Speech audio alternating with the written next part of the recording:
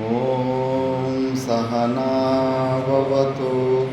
సహనో భునక్తు సహ వీర్యం కరవావహై తేజస్వినావధీతమస్తు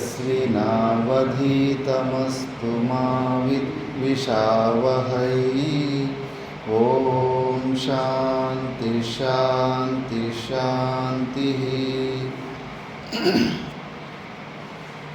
మనం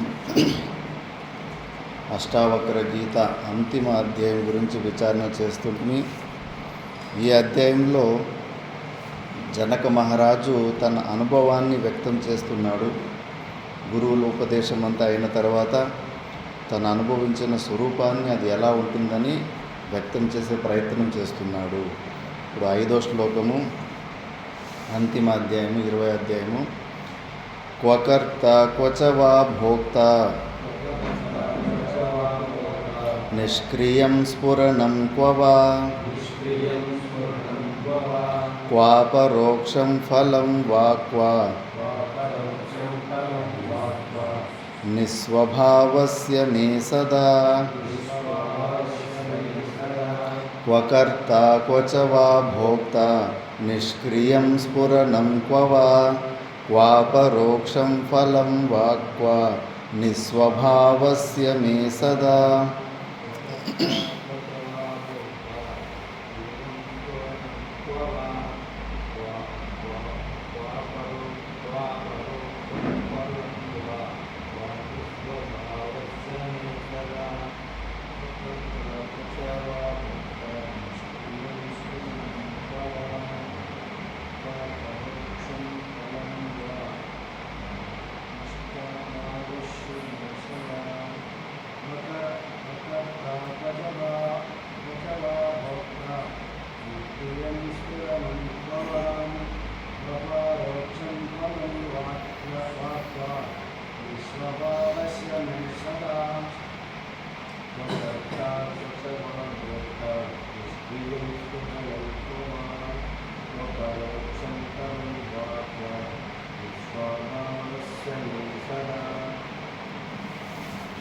క్వకర్త క్వచవా భోక్త. ఇన్ని రోజులు నేను కర్త అనే భావంలో ఎంత మూర్ఖత్వంగా నేను అన్ని వ్యవహారం చేస్తుంటే, అసలు నాలో కర్తృత్వమే లేదు. ఇదంతా వట్టి భ్రాంతి. నేను చేస్తున్నాను నేను అని అంత ఈ అహంకారంతో సంబంధంగా ఉన్నప్పుడే ఈ కర్తృత్వ బుద్ధి వచ్చింది. ఇప్పుడు స్వరూపంలోకి వెళ్ళిపోతే అసలు అక్కడ కర్తృత్వ భావన లేదు, కారయితత్వ భావన లేదు. చేసేది నేను చేస్తున్నానన్న భావన లేదు, నేను చేపిస్తున్నాను అనే భావన కూడా లేదు. అలాంటి స్వరూపం నాది. ఈ కర్తృత్వం ఈ జగత్ సత్యత్వం బుద్ధి అనేది మనల్ని భూతం పట్టుకున్నట్టు పట్టుకుంది. ఇప్పుడు చూడండి, ప్రపంచంలో అక్కడ ఇక్కడ విని ఉంటారు, కొన్ని చూసి ఉంటారు. ఎవరికన్నా భూత ప్రేతాలు వచ్చి పట్టుకుంటాయి. కర్ణాటకలో కోలార్ డిస్టిక్లో చింతామణి తాలూకులో ఒక భూతము పోలీస్ కేసు సాల్వ్ చేసింది. అది బార్డర్, కన్నడ తెలుగు మాట్లాడే బార్డర్. కొద్దిగా వసుకోటే వైపు అక్కడికి కర్ణాటక ఎక్కువ మాట్లాడతారు. అక్కడ ఒక కొడుకు ఏం చేసిందంటే, కొడుకుకు తల్లికి ఏదో వివాదాలు పడ్డాయి. మళ్ళా వివాదాలు పడితే కన్నా అక్కడ టమాటో పంటలు ఎక్కువ వేస్తారు, టమాటో చెట్లు ఎక్కువ వేస్తారు. మాట పెరిగేసి ఇంకా ఏదో దెబ్బ వేయడంలో తల్లి ప్రాణం పోయింది పొలంలోనే. ఇంకా ఏం చేసిండో ఆ పొలంలోనే గుంత తవ్వేసి అక్కడే పూడ్చిపెట్టేసిండు కొడుకు తల్లిని. ఇంక ఏమి కర్మలు, పిండ ప్రదానాలు ఇవన్నీ ఏమీ వైదిక అంత్యేష్టి కర్మలు చేయలేదు. అలా చేయకుండా పోతే కన్నా మొదలే శరీరం మీద మోహం ఎక్కువ ఉంటుంది. 10-11 రోజులు జీవాత్మ సూక్ష్మ శరీరం అక్కడే శరీరం చుట్టూనే తిరుగుతూ ఉంటుంది. ఇంకా అప్పుడే ఆ సాసులు అవి వేసేసి కుండ బద్దలు కొడతారు కదా, 3 సూట్లు వేసేసి, అంటే కుండ బద్దలు కొట్టి చెప్తున్నారు, ఇంక ఇప్పుడైనా వదిలిపెట్టి వెళ్ళిపో, కాల్చి బూడిద చేసేస్తున్నావు ఇంకా ఈ శరీరాన్ని, దీని మీద ఉన్న మోహం వదిలిపెట్టి వెళ్ళిపో నువ్వు అని తరిమేసుడే అది క్రియ. ఆ క్రియలు ఏమీ చేయకుండా పోతే భూత ప్రేతాల్లాగా తిరుగుతాం. ఆత్మహత్య చేసుకున్న వాళ్ళు భూత ప్రేతాల్లాగానే తిరుగుతూ ఉంటారు. ఇంకా ఎవరికి కానకుండా ఎక్కడికో అలిగి వెళ్ళిపోయింది మా అమ్మ అని చెప్పుకుంటూ ఉన్నాడు. కాకపోతే ఆ ప్రేతాత్మ అది తెలుగు ఆమె తెలుగు మాట్లాడుతుంది. ఆమె కొన్ని ఊర్లు ముందుకు పోయిడ్చి ఒక కన్నడకి, ఆమెకు తెలుగు రానే రాదు, కేవలం కన్నడ వస్తుంది. ఆమె శరీరంలో పోయి అటాక్ అయిపోయింది. అటాక్ అయిపోయి ఇంకా వాళ్ళు అక్కడ ఇక్కడ నువ్వు ఎవరు అంటే నేను పలానా పలానా నా పేరు, ఇది నా ఊరు, నా కొడుకు నన్ను చంపేసిండు అని చెప్పేసి డైరెక్ట్ పోలీస్ స్టేషన్కి వెళ్ళిపోయింది. పోలీస్ స్టేషన్కి వెళ్ళిపోయిందను నా కొడుకు నన్ను పొలంలో ఇట్లా పూడ్చిపెట్టేసినాడు. ఇవన్నీ దీనికి ఎఫ్ఐఆర్కి ఇవన్నీ ఒప్పుకోదు కదా, ఇవన్నీ పిచ్చోళ్ళు కూడా చెప్పచ్చు. ప్రూఫ్ ఏంటంటే రా నా శవాన్ని చూపిస్తాను రాని తీసుకొని పోయి అక్కడ చూపి ఇక్కడ తవ్వండి, తవ్వితే మొత్తం శరీరం లోపల దొరికింది.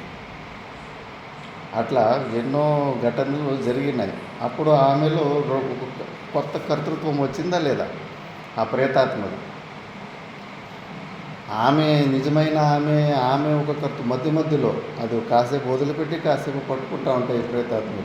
ఆ వదిలిపెట్టినప్పుడు వాళ్ళు చెప్తుంటారు నన్ను ఆ ప్రేతాత్మ పట్టుకుంది, నన్ను కాపాడండి అని చెప్పేసి. మా గురుబాయికి ఒక ఆయనకి భలే విచిత్రం జరిగింది. ఓంకారేశ్వరుడు చెప్పినాను ఒకసారి. అక్కడ గుజరాత్లో ఎవరో ఒక మంచి బిజినెస్ మ్యాన్ కూతురికి ఒక బ్రహ్మ రాక్షసి పట్టుకునేసింది. ఇంకా పెద్ద పెద్ద వరల్డ్ వైడ్ పెద్ద పెద్ద హాస్పిటల్ అంతా చూపించినారు, కానీ పాలు షాకులు అవి ఇవి ఇచ్చి ట్రీట్మెంట్ ఏం చేసినా కూడా అది పోదు. బ్రహ్మరాక్షసు పట్టుకుంటే మాత్రం సామాన్యమైన ట్రీట్మెంట్లకి అయితే అది పోదు. ఇంకా మంత్రవాదులు అందరూ చూసేసింది, వాళ్ళ వల్ల కూడా కాదని చెప్పింది. ఎందుకంటే బ్రహ్మరాక్షసి అంటే పూర్వజన్మలో సద్బ్రాహ్మణుడే మంచిగా ఇలాంటి శాస్త్ర అధ్యయనం చేసిన వాడే ఏదో చిన్న తప్పు చేసి అలా అయిపోయింటాడు.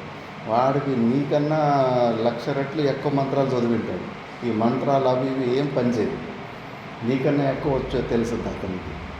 ఇంకా ఏ మంత్రవాదుల వల్ల పని కాలేదు.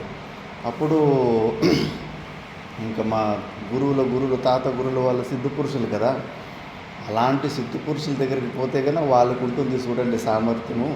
అవధూతలకి జీవన్ముక్త పురుషులకైతే దీన్ని వెళ్ళగొట్టే సామర్థ్యం ఉంటుంది, అక్కడ పోండి అని పంపించారు. అప్పుడు మా తాత గురుగారు అమరకంటక ఆశ్రమంలో ఉన్నారు. వాళ్ళు ముందుగానే ఇలాంటివి ఎంకరేజ్ చేసేవాళ్ళు కాదు. వాళ్ళ దగ్గరికి పోయి అడిగితే ఇట్లా సహాయం చేయండి అంటే కానీ చూడప్ప మోక్షం గురించి మోక్ష సాధనల గురించి ఏమైనా ఉంటే నా దగ్గర రండి, భూత ప్రేతాలు తొలగించుకోవడానికి వేరే లౌకిక కార్యాలకు ఏమైనా ఉంటే కన్నా దానికి సపరేట్ టీం ఉంది, అక్కడ మంత్రవాదులు ఉన్నారు, భూతియా ఘాట్ అని ఓంకారేశ్వరం ఉంది, అక్కడ పోయి మీరు చేసుకోండి అని ఆయన ఒప్పుకోలేదు. ఒప్పుకోకుండా పోతే కన్నా ఆయన దగ్గర అప్పుడు మా గురుబాయి ఒకడు సత్య చైతన్య అని, ఇప్పుడు సత్యానంద సరస్వతి అయ్యిండు. అతడు బ్రహ్మచారి, 16 సంవత్సరాలు బ్రహ్మచారి సేవ చేస్తున్నాడు. సేవ చేస్తుంటే కన్నా ఇంకా అంత పెద్ద గురువు దగ్గరికి సేవ చేస్తున్నప్పుడు దీక్ష తీసుకొని ఇంకా గాయత్రి జపం చేస్తున్నప్పుడు కొద్దిగా పవర్ కూడా ఉంటుంది. ఇంకా ఆ విషయం తెలుసుకొని అంత పెద్ద గురువు దగ్గర ఈయన సేవ చేస్తున్నట్టు ఈ బ్రహ్మచారికి కూడా సామర్థ్యం ఉంటుంది అని చెప్పేసి ఆ బ్రహ్మచారిని ఆ భక్తులు కొద్దిగా ఒప్పించేసి మీరైనా వచ్చి ఆ భూతాన్ని తొలగించండి అని రిక్వెస్ట్ చేశారు. ఇంకా పిల్ల వయసు కదా ఇంకా తెలీదు, ఉందిలే నా దగ్గర శక్తి ఉండొచ్చు, గాయత్రి జపం చేస్తున్నాను నిష్టగా చేసిండు. చేస్తే కన్నా ఇంకా అక్కడ పోయిడ్చి తీసుకొని పోయిండు మంచిగా మర్యాదగా, వాళ్ళకేం డబ్బులకేం తక్కువ లేదు. ఇంక తీసుకొని పోయిడ్చి శరీరం మీద ఆ బ్రహ్మరాక్షసి వచ్చినప్పుడు ఎవరు నువ్వంటే అంతా చెప్పింది. ఆ బ్రహ్మరాక్షసి చెప్తా ఉందంట, అరే బ్రహ్మచారి నువ్వెందుకు మధ్యలో వస్తావు, నేను ఏ శరీరాన్ని నేను పట్టుకున్నానో ఆమెకు నాకు వ్యవహారం ఉంది, ఇచ్చి తీసుకునే బిజినెస్ ఉంది, ఆమె నాకు ఇబ్బంది పెట్టింది, పూర్వజన్మ కర్మలు ఉన్నాయి, వ్యవహారం ఉంది, నువ్వు మధ్యలో ఎందుకు వస్తావు అంటే చేతులు నీళ్ళు పెట్టుకొని గాయత్రి మొదలు చదివి టప్ అని ముఖం మీద కొట్టాడంట. అరే బ్రహ్మచారి నీకు మా వార్నింగ్ ఇస్తున్నాను చూడు, ఇలాంటి గాయత్రి మంత్రాలు నేను ఎన్నో పునశ్చరణలు చేశాను, నేను చేసినంత నా దాంట్లో నువ్వు ఒక వంతు కూడా లేదు, నువ్వు ఏమీ లేదు, నీ దగ్గర ఏమీ లేదు, ఇప్పుడే నేను వార్నింగ్ ఇస్తున్నాను, ఇప్పుడు నేను వెళ్ళిపో, మళ్ళా చూడు మళ్ళా పరిస్థితులు వేరు ఉంటాయని వార్నింగ్ కూడా ఇచ్చింది. అట్లా మాట్లాడతావని చెప్పేసిందును టక్కని మళ్ళీ చేతిలో నీళ్ళు పట్టుకుని మళ్ళీ ముఖంకి టప్ అని కొట్టిండండి. కొట్టేసరికి ఇంకా ఆమెకి ఆ శరీరమేమో వదిలిపెట్టేసిండు, ఆ సేటు కూతురు శరీరం అయితే వదిలిపెట్టేసి ఆమె కళ్ళు తిరిగి కింద పడిపోయింది. ఇంక అందరూ నిజంగానే ఇంకా వెళ్ళిపోయిందేమో బ్రహ్మరాక్షసి అనుకొని ఫుల్ ఆనందం అంటే ఆనందం వాళ్ళ ఇంటి వాళ్ళకి. ఆనందమైపోతే అప్పుడే చెప్పాడంట, ఇప్పుడు చూడు ఈమె వదిలిపెట్టుకుంటాను నీ కథ చూస్తాను చూడని చెప్పేసి ఆ శరీరాన్ని వదిలిపెట్టేసరికి ఇంకా అబ్బా ఈ బాల బ్రహ్మచారి పెద్ద పెద్ద వాళ్ళ చేత కానిది ఈయన చేసేసాడు కదా అని ఇంక మంచిగా ₹1,00,000 దక్షిణ ఇచ్చి ఫుల్గా మంచి మర్యాదలు చేసి పాద పూజ చేసి ఈయనకు పంపించారంట. పంపించేసి ఇంకా బ్రహ్మచారి కదా, అబ్బా నేను పెద్ద గొప్ప సాధకుడిని, ప్రపంచమంతా ఎవరి వల్ల కాని పని నేను చేశానని చెప్పేసి గర్వంగా ఉండి అమర్కంటక్లోనే ఇంకా ఆశ్రమానికి ఇంకో 100 అడుగులు ఉందంటే 100 అడుగులు ఉన్నప్పుడు వచ్చి పట్టేసింది. ఇంకా లోపలికి పోతే పెద్ద గురువులు ఉన్నారు, అక్కడికి భూత ప్రేతాలంతా ఎంట్రీ పోలేవు దగ్గరికి. ఆశ్రమానికి లోపలికి పోకముందే బ్రహ్మచారికి పట్టేసి ఏం చేస్తుందంటే అది బ్రహ్మరాక్షసి మంచి అడవి మధ్యలోకి తీసుకెళ్ళిపోయి అక్కడ వదిలేస్తుంది. అక్కడ మళ్ళా దిక్కులు చూసి దిక్కు తెలియదు, ఏ ఊర్లో ఉన్నాను ఏ అడవిలో ఉన్నానని తెలియదు. మళ్ళీ అట్లో ఇట్లో ఆకలి అల్లమో తిరుగుకుంటూ పాక్కుంటూ భయపడుతూ ఆ ముళ్ళు చావి ఇవి చేసుకొని క్రూర జంతువులతో అంతా తప్పించుకొని ఏదన్నా మెయిన్ రోడ్కి ఏదన్నా ఊరికి వస్తే కదా మళ్ళీ పట్టేస్తుంది. పట్టేసి మళ్ళీ తీసుకొని పోయి ఏదైనా వేరే స్టేట్లో ఏదో ఒక పెద్ద అడవి మధ్యలో వదిలిపెట్టేసి వచ్చేస్తుంది. మళ్ళా మధ్యలో అడవిలో నుంచి కనుక్కుంటూ పాడుకుంటూ ఇట్లా వచ్చేసరికి అట్లా 1.5 సంవత్సరం అయిపోయింది. ఈ బ్రహ్మచారి ఏమైపోయినాడని ఎవరికి అటే ఎక్కడన్నా పరిరాజాన్ని తిరుక్కుంటూ అటే వెళ్ళిపోయాడా అని అనుకున్నారు. ఏదో చేత కొన్ని డబ్బులు వచ్చినాయి కదా, తిరుక్కుంటూ అటు ఇటు ఉన్నాడేమో అని చెప్పేసి అందరూ అనుకున్నారు. మళ్ళీ ఏం పుణ్యం ఉందో అంత పెద్ద గురువుకి సేవ చేసినందుకేమో మరి అట్లా తప్పించుకొని ఓంకారేశ్వర ఆశ్రమంకి వచ్చేసింది. ఆ ఆశ్రమానికి వచ్చేసి మళ్ళీ లోపలికి వచ్చిన వెంబడే భయంతో నన్ను కాపాడండి అది వచ్చేస్తుంది, అది పట్టేసుకుంటుంది ఇట్లానే గురుబాయిలంతా వీళ్ళంతా ఉన్నారు. ఏమైంది నీకు పిచ్చికిచ్చి కొట్టిందా, అంత బక్కగా అయిపోయినాడు. లేదు అది వచ్చేస్తుంది నన్ను పట్టేస్తుంది, నన్ను కాపాడండి, గురువులకి విషయం తెలపండి, లేదంటే ఇది నన్ను వదిలిపెట్టడం లేదు ఇట్లా అని చెప్పేసి అలా చెప్తూనే వచ్చి ఆశ్రమంలోప్పుడు కూడా వచ్చి పట్టేస్తే కన్నా అప్పుడు వీళ్ళకి అర్థమైంది, ఏదో భూత ప్రేతం ఏదో పడినట్టుంది. అక్కడొక్కడు మా గురుబాయి దేవి ఉపాసకుడు ఉన్నాడు. అతడు చేతిలో అతను మంచిగా జపం చేసుకునేటోళ్ళకి ఆ శక్తి ఉంటుంది, ఉపాసన చేసేటోళ్ళకి. ఇంకా అతడు కూడా ఎవరు నువ్వు అంటే ఇట్లా అంత పేరంతా చెప్పిండు. ఎందుకు ఇతను పట్టుకున్నావు అంటే, నేను వేరే అమ్మాయి పట్టుకోండి, ఆమెకు నాకు ఉండే ఇది వార్నింగ్ ఇస్తే వీడు వినలేదు, అందుకే వీడి సంగతి ఏంటని తేల్చడానికి వీనికి పట్టుకున్నాను అని.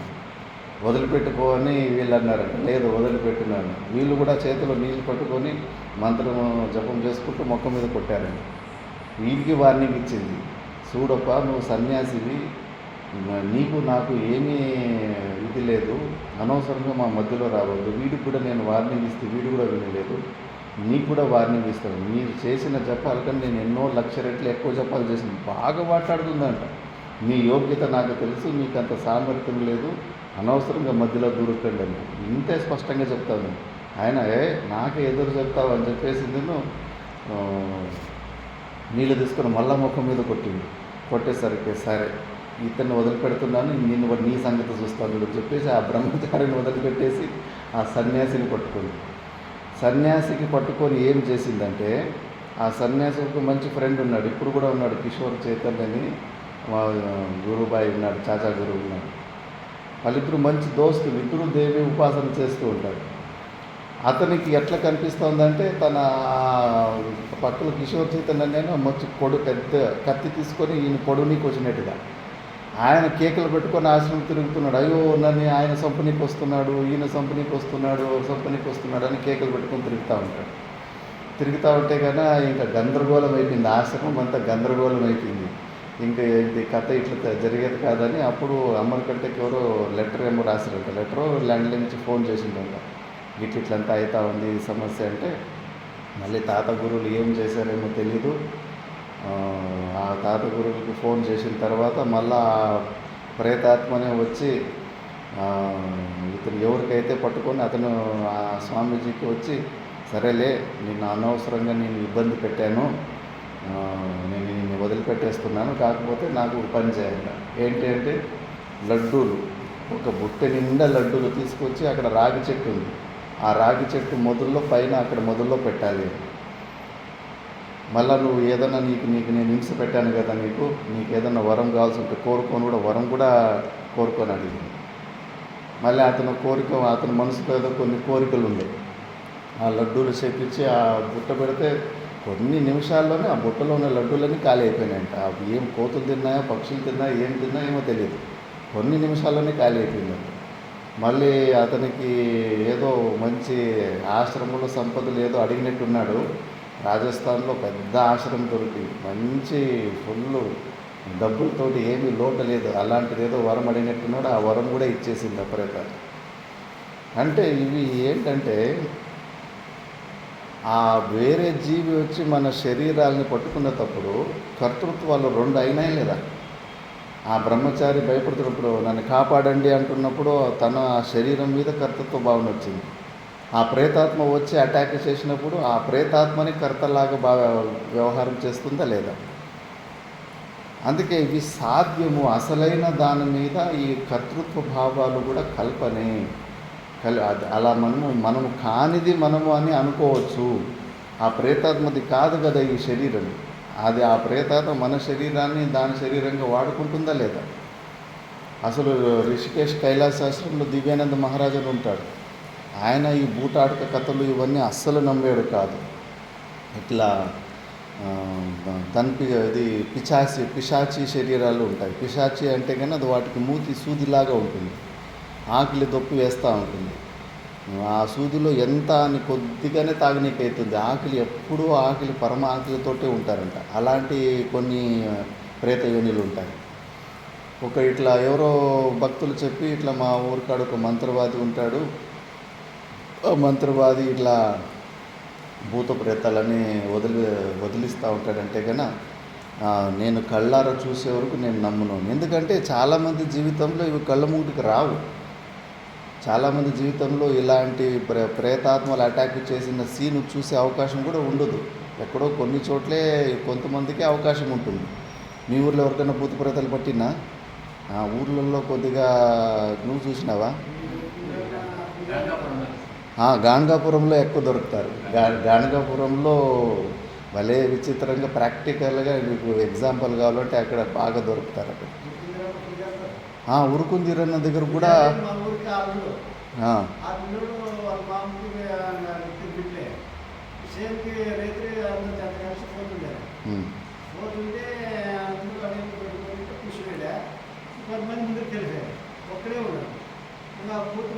సరిగ్గా ఒక 4 కిలోమీటర్లు తీసుకొని 4 కిలోమీటర్లు తీసుకొని పోయి అప్పుడు ఆడ పౌరుగాల కాడ కణాలే తీసుకొని కొండల్లో ఏమంటే చేతులు పడి ఉండదు కాబట్టి ఇంకా మీరు చేసుకునేది ఇది చేసుకునేది. అప్పుడు వాటి వినంటే మీ తల్లికాడ చదువుకున్నా కూడా అప్పుడు ఆడపాడి ఆడపాడి కళలో వచ్చాయి. సరే అలా కొంతమందికి చూసింటారు కానీ అందుకే నమ్మరు. ఈయన ఇప్పుడు ఉన్న మండలేశ్వర కైలాస ఆయన చూడలేదు, చిన్నప్పటి నుంచి డైరెక్ట్గా ఇలాంటి కేసులన్నీ చూడలేదు. ఇందులో సైన్స్లో కూడా రీసెర్చ్ చేశారు. కొంతమంది పిచ్చి కూడా ఉంటుంది, ఏమీ అట్లా పట్టుకోకపోయినా పట్టుకున్నట్టు ఫీల్ అవుతుంటారు. అది సైకాలజికల్ ప్రాబ్లం కూడా అయి ఉంటాయి. అవి చాలా వరకు అలాంటివి కూడా ఎక్కువ ఉంటాయి. కొన్ని వాస్తవికంగా కూడా పట్టేసి ఉంటాయి. ఈయన ఆ మంత్రవాదిని కలిశాడంట. మంత్రవాది లేదులే, నీకు నమ్మకం లేకపోతే ఈసారి అలాంటి కేసు వచ్చినప్పుడు నిన్ను పిలిపిస్తాను అన్నాడు. సరే అని ఒక కేసు వచ్చింది. 8 సంవత్సరాలు చిన్న పాప, ఆమెకు ఈ పిశాచి పట్టేసింది. పిశాచి పట్టేస్తే కన్నా పిలిపించిండు ఈ దివ్యానంద ఇప్పుడున్న మండలేశ్వరిని పోయి పిలిపిస్తే కన్నా ఫస్ట్ అప్పుడు ఆల్రెడీ పట్టేసింది ఆమె. ఒక నీళ్ళ బకెట్, అది ఇనుప బకెట్లే కదా ముందు ఎక్కువ ఉండింది. ఆ ఇనుప బకెట్లు నీళ్ళు నిండా పూర్తిగా నింపింటే 8 సంవత్సరాల పిల్ల బకెట్ను మోయగలదా? మనమే ఈ బిందికి నెత్తాలంటే కన్నా చాలా కష్టమవుతుంది. అది చేతుల ద్వారా పళ్ళల్లో ఆ బకెట్ని కరుసుకొని పైకి ఎత్తేసింది. నేను ముంగటే పళ్ళలో కరిసి పైనకి ఎత్తిందంట. ఎక్కడి నుంచి వస్తుంది ఆ బల్లము 8 సంవత్సరాల పిల్లకి?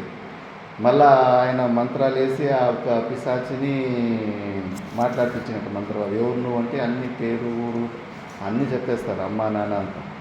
ఎందుకు ఈ అమ్మాయిని పట్టుకున్నామంటే, మాకు చాలా ఆకలి వేస్తుంది, మూతి చూస్తే సూదిలాగా ఉంది, అందుకే ఆకలి తట్టుకోలేక ఇలా ఎవరైనా శరీరంలోకి చేరుకుంటే కానీ కంటిన్యూస్గా రక్తం తాగొచ్చంట.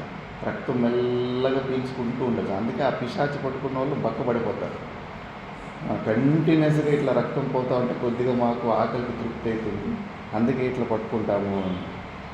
సరే అని చెప్పి నీకు మళ్ళా ప్రేత యోని నుంచి నీకు విముక్తిని కలిగిస్తాను, వీళ్ళ అమ్మ నాన్న చూడు ఎంత బాధపడతా ఉన్నారు, సంబంధం లేకుండా నువ్వు ఎందుకు ఈ అమ్మాయికి యూజ్ చేస్తున్నావు ఏమో చేసి ఆయన వదిలిపించేసి.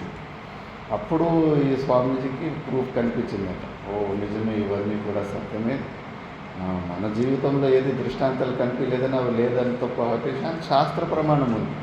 శాస్త్రంలో కూడా మన మనుషులు మిగతా జీవరాశులు ప్రేతయోనులు ప్రేతాత్మల సంఖ్యనే ఎక్కువ ఉంది, మనుషుల సంఖ్య చాలా తక్కువ ఉంది, ప్రేతాత్మల సంఖ్యనే ఎక్కువ ఉంటుంది. మనం చూడలేము, వాయువీయ శరీరంలోనే ఉంటారు, మన చుట్టూనే ఎన్నో లక్షల వేల మంది ఉంటారు, కానీ మనం వాళ్ళకి గుర్తుపెట్టుకోలేము. అక్కడ కూడా అవి ఎవరినైనా ఇబ్బంది చేయాలంటే కర్మలే కారణం. వాళ్ళకు మనం ఎప్పుడన్నా పూర్వజన్మలో ఏదన్నా పాతది ఏదన్నా కోట ఉంది అంటే వాళ్ళకేమైనా హింస పెట్టినామంటేనే వాళ్ళు వచ్చి మనల్ని ఏమన్నా చేయనీకి అవుతుంది. సంబంధం లేకుండా అవి కూడా వచ్చి మనల్ని ఏమి ఇబ్బంది పెట్టలేవు సంబంధం లేకుండా. కాబట్టి ఇవన్నీ ఉన్నాయి. అవి వచ్చి మనల్ని అటాక్ చేసినప్పుడు కర్తృత్వం, అవి కర్తృత్వ బుద్ధి వాటికి వచ్చేస్తుంది. ఈ శరీర సంఘాతాన్ని తన శరీరంలాగా అవి వ్యవహారం చేసుకుంటాయి. వానికి ఏమి కోళ్ళు ఇష్టమో లేదా సారా ఇష్టమో ఇవన్నీ దానికి ఇష్టమైనవన్నీ పదార్థాలు వండుకొని ఇంకా అవి తిని ఈ శరీరాన్ని ద్వారా ఆ భోగాల్ని అనుభవిస్తూ ఉంటాయి. శ్రీశైలంలో నా దగ్గర ఒకటి ఘటన జరిగింది. ఆవులు గోశాల ఉండే, అక్కడ గోశాల ఉంటే అక్కడ తప్పిపోయింది ఆవులు. ఏదైనా మధ్యలో చిరుతలు పులిలు వచ్చేస్తే బెదిరిపోయిసి అటే అడవిలోకి పరిగెత్తి వెళ్ళిపోతాయి. ఒక రాత్రి నైట్ గోశాలకి రాలేదు. మాకు టెన్షన్ ఉంటుంది కదా, మొదలే టైగర్ రిజర్వ్ అది. అక్కడ మళ్ళీ ఉదయం ఇంకా అడవంతా ఎదగడానికి మెయిన్ రోడ్ వరకు ఆటోలో ఒక ఆటో అబ్బాయి రమేష్ అని ఉండే, ఆటోని ఆ రోజు మాట్లాడుకొని మెయిన్ రోడ్ వరకు ఆటోలో పోయి మళ్ళీ లోపలికి అడవిలో పోయి చెక్ చేసుకుని వస్తూ ఉంటాం. అట్లా లోపలికి పోతూ ఉంటే కానీ మంచి గడ్డపార, చెనికిపార, గుద్దిలి, కొత్త సామాన్లు ఎవరో అక్కడ పడేసింది. కింద మట్టి కొద్దిగా ఏదో ఇట్లా పూడ్చిపెట్టినట్టు ఉన్నారు. నేను అవి ఎత్తుకొని అయ్యో మంచి కొత్త ఉన్నాయి కదా మనకు ఆశ్రమంలో పనికి వస్తాయని అవి ఎత్తుకొని నేను ఆటోలో వెనక్కి వేసేసాను. అతడు అయ్యో స్వామీజీ ఎంతమంది చేస్తుంది, అక్కడ లంబడోల్ని చచ్చిపోతే కానీ అక్కడ పూడ్చిపెట్టిన శవం ఉంది. వాళ్ళ సామాన్ల మీద వాళ్ళకు మోహం ఉంటుంది, ప్రేతాత్మలు వచ్చేస్తాయని వాళ్ళ సామాన్లు వాళ్ళ ఇంటి వాళ్ళే భయపడి ఆ సమాధి దగ్గర వదిలిపెట్టిపోయారు. మనము ముట్టుకుంటే మళ్ళీ అవి వచ్చేస్తాయి ప్రేతాత్మలని వాడు భయపడతారు. మొదలు లంబడోలు వచ్చి పట్టుకుంటే కానీ ఇంకా ఘోరంగా పట్టుకుంటారు ప్రేతాత్మ. నేను మొదలే నాస్తికుని, బెంగళూరులో ఉన్నంతసేపు నాస్తికుని, దేవుడు లేడు దైవం లేడని బతికినోని. నా కళ్ళార ప్రూఫ్ లేనిది నేను ఎట్లా నమ్ముతాను? ఇవన్నీ ఒట్టులే మనసుతోటి అంత పిరికి పొందులు మీరు ఊహించుకొని వీక్ అయిపోతారని నేను వినలే. నువ్వు ముట్టుకోవద్దులే, నేను నా ఆశ్రమానికి తీసుకెళ్తున్నాను, ఫ్రీగా దొరికింది ఎవరు వదిలిపెడతారని చెప్పేసి నేను అవన్నీ తీసుకొని వచ్చాను. వస్తే నాకు ఒక ప్రకారమైన అనుభూతి కలిగింది. రాత్రి 11:30 ఆ మధ్య హెచ్చు తక్కువ ఇంకా శరీరము అనవసరంగా షేక్ అవుతా ఉంది. నా మనసు నాస్తికుని మనసు కాబట్టి వీటికి అవకాశం ఇవ్వలేదు. నేను ఏదో వేరే రియాక్షన్ హెల్త్ ప్రాబ్లం అనుకున్నాను. కరెక్ట్గా వానికి మళ్ళా ఆటో డ్రైవర్ని పోయి పట్టుకునేసింది. అక్కడ ఒక మంత్రవాది ఉంటాడు భవానీ స్వామి అని, పట్టుకునేసి ఎవరంటే పేరంతా మొత్తం చెప్పింది. నేను ఫలానల్లమ్మని పేరు గీరంతా. మళ్ళీ అది నిజంగానే ఆ సమాధి ఆమెనే చచ్చిపోయి ఉంటుంది. మంచి వయసులో ఉన్నప్పుడు చచ్చిపోయి ఉంటుంది. మళ్ళీ ఏం కావాలంటే కన్నా కోడి సారాయి అడిగింది. ఆ కోడి సారాయి తీసి పెట్టేస్తే తినేసి వెళ్ళిపోతానని చెప్పేసి ఇంకా అది చేసి పెట్టిన తర్వాత తినేసి వదిలిపెట్టి వెళ్ళిపోయింది. మళ్ళీ ఇటు జ్వరం అయ్యి వీడు మళ్ళీ వీడికి ఒక వారం రోజులు అడ్మిట్ అయ్యింది హాస్పిటల్. అట్లా చెప్పలేము ఇవన్నీ మనకి జరగడం లేదు కదా అని. మనం ఇంకా సాధనలో ఉన్న సాధకుల దగ్గరికి అవి రాలేకపోతాయి. అది మరి మాతా మాణికేశ్వరమ్మ లాంటి వాళ్ళ ఆజ్ఞలో పని చేసుకున్నప్పుడు వీటికి అంత పవర్ ఉండదు. అక్కడ ఉన్న క్రూర జంతువులు, ఎలుగుబంట్లు, పులులే ఇప్పటి వరకు ఒక్క భక్తుని కూడా అటాక్ చేయలేదు. ఆశ్చర్యం. మళ్ళీ మా పక్క ఆశ్రమంలోనే అక్కడ మల్లమ్మ కన్నీరు అని ఉంటుంది, అక్కడ శ్రీశైలంలో పోయేత కూడా అక్కడ సాక్షి గణపతి కాడ. ఆ మల్లమ్మ కన్నీరులో రోజుకు ఒక ఆవుని పులుని తినేస్తూ ఉంటాయి. మా గోశాలలో ఉన్న ఆవును మాత్రం ఏ పులి ఏం ముట్టుకోదు. అలాంటి గురువులు పవర్ ఉంటుంది కదా, అదొక రక్షణ చేస్తూ ఉంటుంది. కాబట్టి ఇవన్నీ వాస్తవమే, నిజమే. ఇవన్నీ కూడా శాస్త్రం కూడా ప్రమాణం ఉంది. శ్రీశైలంలో మాతా మాణికేశ్వరం ఆశ్రమం అక్కడ ఒక సంవత్సరం ఉన్నా, గోసేవ చేసిన అక్కడ ఒక సంవత్సరం. మళ్ళా ఆ కర్తృత్వము, మనం ఇప్పుడు ఆ కర్తృత్వం గురించి గమనించాలి. ఈ శరీరం నేను అని మనం వాడుతున్నాం ఇప్పుడు. ఆ ప్రేతాత్మ కూడా ఈ శరీరము నాది అనే కర్తృత్వ భావంతో వాడుకుందా లేదా? మరి నీదైతే అది ఎలా వాడుకుంటుంది? ఇది నీది కాదు, ఈ శరీరము ఇది పబ్లిక్ ప్రాపర్టీ అన్న విషయం, ఇది పాంచభౌతికమైన పబ్లిక్ ప్రాపర్టీ అన్న విషయాన్ని నువ్వు తెలుసుకోవాలి. కిరాయి ఇల్లు ఇది, రెంటెడ్ హౌస్. నువ్వు రెంట్కి ఉన్నట్టుగా ఆ భూత ప్రేతాత్మ కూడా కాసేపు బలవంతంగా కబ్జా చేసుకొని కాసేపు ఈ శరీరాలను వాడుకుంటుంది. అందుకే మండన మిశ్రులు సురేశ్వరాచార్యులు చెప్తారు, ఏమిరా ఈ శరీరాన్ని నేను నేను అని అంటున్నావు. తండ్రి శరీరంలో ఉన్నప్పుడు, వీరి రూపంలో తండ్రి ఇది నాది శరీరం అనేవాడు. తల్లి గర్భంలో పోయినప్పుడు తల్లి ఇది నా బిడ్డ అని, బయటకు వచ్చిన తర్వాత నా బిడ్డ. మళ్ళా భార్య పెళ్లి చేసిన తర్వాత నా మగుడు అని, కొడుకు నా తండ్రి అంటాడు, మనముడు నా తాత అంటాడు. ఎక్కడన్నా అనాథ శవమై అడవిలో అక్కడ ఇక్కడ ఏమైనా చచ్చిపోతే కన్నా అక్కడ కుక్కలు గొడవ చేస్తాయంట. గొడవలు కట్టుకొని అందులో పెద్ద లీడర్ కుక్క ఒకటి ఉంటుంది కదా, ఆ లీడర్ కుక్క ఎద మీద 2 కాళ్ళు పెట్టేసి మిగతా కుక్కలు బెదిరిస్తుందంట.